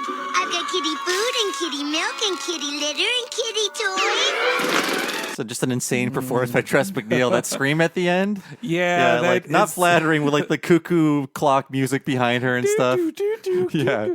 Yeah, well, she also pops out of kitty litter, Yes. so meaning she's shit. She's like, also cat shit insane. Yes, Not yeah. like we had the bat shit insane joke from Ren and Stimpy on Hermit Ran. This is yes. cat shit insane. No, it's I mean, what she's saying are some of the things she said in that Joan Yeah. Rivers thing. Like, it's unavoidable. Like that was kind of her pitch to Tim Burton. The entire episode was written backwards from this joke. Yeah, I think you're right. Just how to get it Oh, in. So poor her. But even she's wearing like a knockoff Catwoman suit, just like she did in the Joan But Rivers thankfully, thing. Tim Burton knows Elmira and Yeah. can summon her at will. That seems to imply that Sean Young is dead because Elmira kills all her pets. Or yeah, like broke her neck or something. Yeah, unless you're the stupid Sylvester thing in here. What's that dumb kid? He's my least favorite. Sylvester Tiny Toon. thing. Well, Montana Max? No, the cat. The Furball. Furball. He yeah. sucks. He's just no Barky depressing. Marky. That guy sucks even more. Ugh. Okay, he is worse. But Yeah. the Michelle Pfeiffer outfit they have is really good, but it's the 66 like Julie Newmar outfit. It is, yeah, but it's a hot drawing of Michelle Pfeiffer. Yeah. Too hot for Saturday morning. I mean, the cleavage and the breasts. I mean, they the just legs. draw a butt on her. She's Yeah. like, but again, these are kids who grew up turned on by Catwoman. Oh, 100%, yeah. So they grew up to draw sexy drawings. That's how they go. But the character of her is really great too. And Cree Summer does not a bad job as like, get lost, Duck. And then TMS. The physics of her slashing that heart into pieces, so good. Yeah, she slashes Plucky's beak off, and then does he make the kissy noise after that? Yeah, or? that's when he gets called to set, and he blows her a kiss, and she cuts the heart into pieces. Like, it is my last resort. It's fun. It's funny that all the stuff that was referencing Batman Returns, because it was so big. I was just thinking of Mr. Plow. That's when Adam West appears. It's this fall. That airs like a few months after this, and that's when Adam West is like, no, pure West, and talking about all the other Catwomen, Yeah. Michelle Pfeiffer, Julie Newmar, Lee Merriweather, or Eartha Kitt. and Yeah. why doesn't Batman dance anymore? But it was all like, oh yeah, Batman Returns was like mega huge. We're all thinking about Batman more than ever now. It's going to be the biggest movie ever. Yeah, and it was, but it couldn't compare to like a year later Jurassic Park happens, and that was 10 times bigger than Batman It made us all Returns. forget. Yeah, but which also another Spielberg thing. He's actually working on Jurassic Park as they are making this episode. You're right about that. And I like in the background the Elf Mini music they have as he's walking around. Da-da-da-da-da-da. It's good. Yeah. And one thing, so Elmira, we're not big fans of her. That I liked her as a sucks. kid. I don't know why, but they really liked Elmira. She eventually ruined Pinky and the Brain with the third version of that series, or the second version, Some rather. executives really liked her. And they kept trying to spin her off. So the last syndicated episode is an only Elmira episode. And then they do another one on Fox. They're like, we could do like a Yeah. kind of a kid's version of The Simpsons, but they were like, kids are already watching The Simpsons. You can't do like a lesser version of this. Yeah, and what with the wacky family that is all built around the least likable character in the whole show. Like the dad's a scientist or an inventor or something like that. I don't even know if they retained that family for Pinky, Elmira, and the Brain. I don't think they did. Like because she also had like a teen sister and a bratty older brother. Like it, whenever that one came up in the cycle, I was disappointed. I think I disliked the Flea episodes more, Oh, but yuck, those were low yeah. for me. I saw on Hulu, like, a Flea one is right before this one. It was like new character day. No thanks. Yeah. Oh, can I all these fucking stealth pilots, man. I didn't want that. They really wanted to make her happen. It wouldn't happen for another like 6 years, this Yeah. Elmira show, and they stuck her to good characters. Yeah, and killed that show by doing it. Yes, why bother to complain? It's what the network wants. So Buster and Bab show up on the set. They can smell Plucky's ego. It's clear he's there, and this is when Plucky finds out what role he's actually playing. Hey, watch it, you big Willix. Star coming through. Do you know who I am, huh? No. Who are you? I'm Batman, you idiot! The Star! And you, my friend, are... Batman. Batman. Batman. Great. I'm excited. This is gonna be big. It's gonna be very large sized. This is Plucky. He's gonna be your stunt duck. Stunt duck? Stunt duck? I'm the stunt duck. Stunt duck on the set, please. Go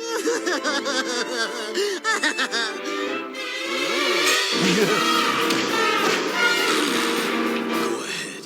Do your best to harm me. I'll die for my profession. Go ahead. Show no mercy. I can take it. Cut. Stunt duck. Okay. Action.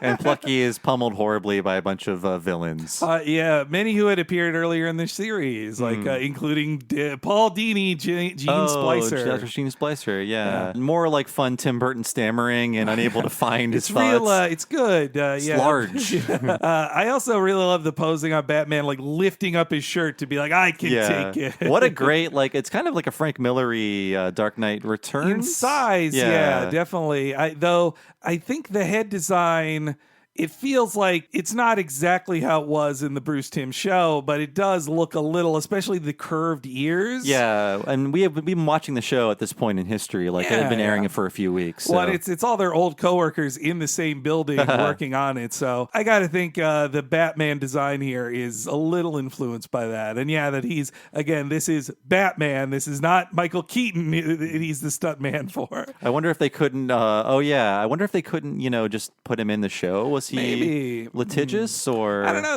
In that Hollywood Plucky one, the joke is the Batmobile drives up and then he zips out of his Batman costume and it's a goofy caricature. It's a really Keaton. good. I can see that drawing in my head now, and it's good. I also, when you see all these stunts, what a crazy Batman Returns this is, where he's like chased by a train and a bunch of giant axes fall on What him. a bunch of great little pieces of animation. Yeah, chased by a train and then like running across this blasted plain with all these giant axes and maces falling on him. Kicked out of a plane, chased by a lion, and then crushed by a sumo.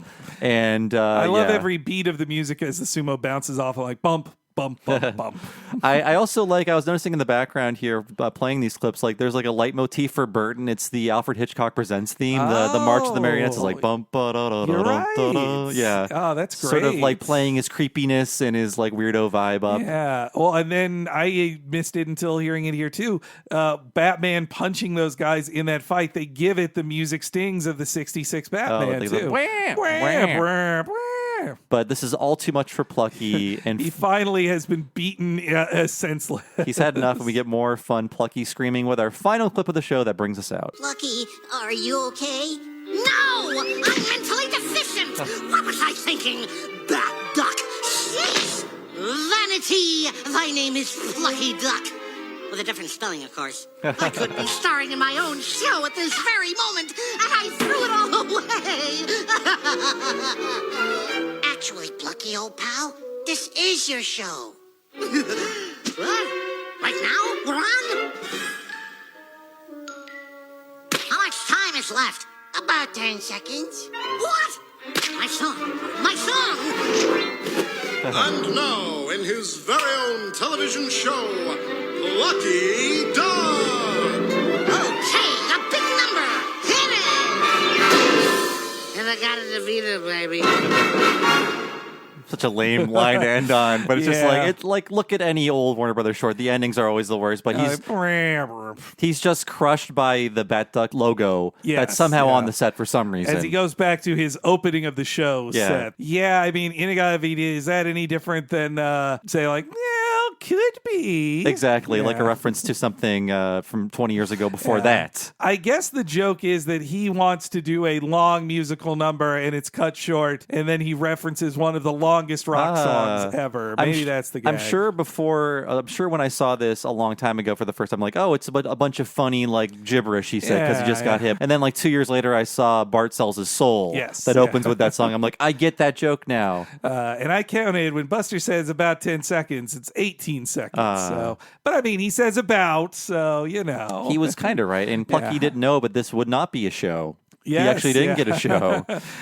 He thinks he had a show anyway. Yeah. But I like that Buster, it's a great like fourth wall breaker of him saying like, well, no, you have your own show. This entire episode to this point was your show, and this is it now as well. It's a great fourth wall device for this episode. And also the amazing pose on Plucky saying like, vanity, thy name, like his Hamlet Shakespearean kind of pose. So I like when he's just doing all this melodramatic acting out, he's got to like do little witty asides, like with different spelling, of course. Yeah, so good. Yes, but that's the end of this episode, and man, like, what a great episode, because it's all Plucky focused. Yep. Get all these other losers out of here. It's the Plucky, like, Tiny Toon Adventures is the Plucky Duck Show in my heart. Yeah, it would always go down in my estimation when it wasn't that, unless it was a They Might Be Giant song. Oh, yeah, and he was in the best video of theirs. That's true. Oh, he was in both videos. He was in both of them, yep. That's how much they like, okay, the star of the They Might Be Giants one has to be Plucky then, because he's the best guy.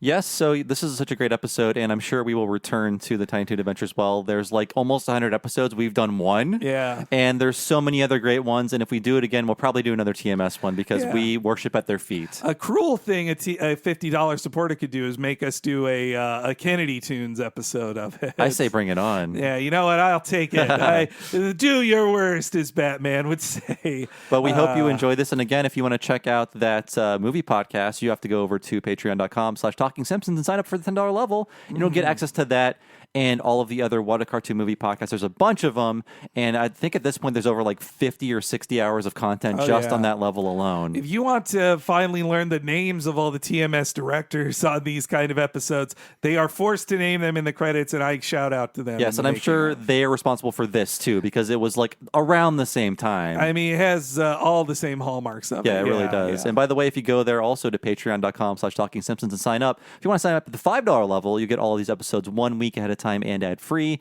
and also access to all of our limited miniseries, the most recent of which was Talking Futurama Season 2 Part 1. But just around the corner, we'll be doing Talking Mission Hill.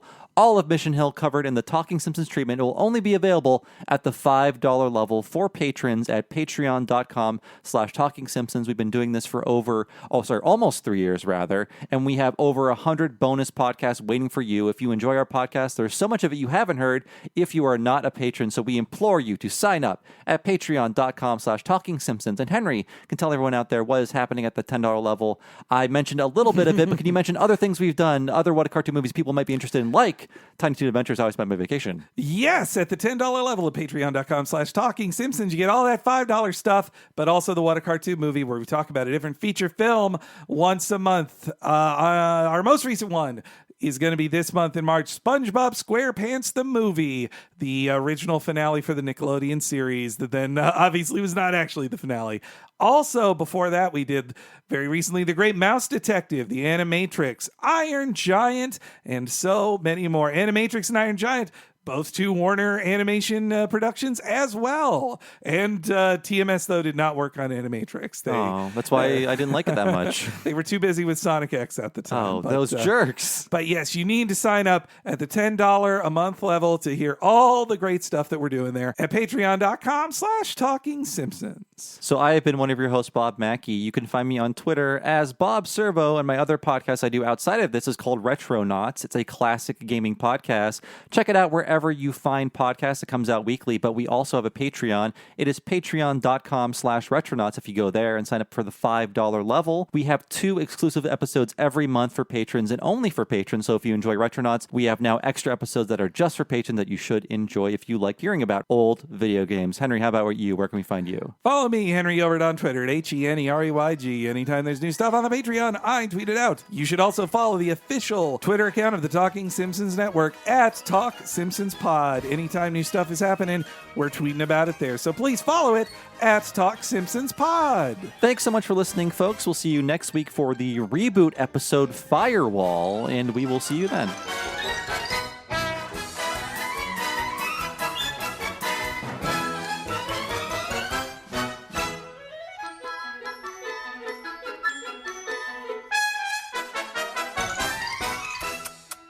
I wanna flush it again.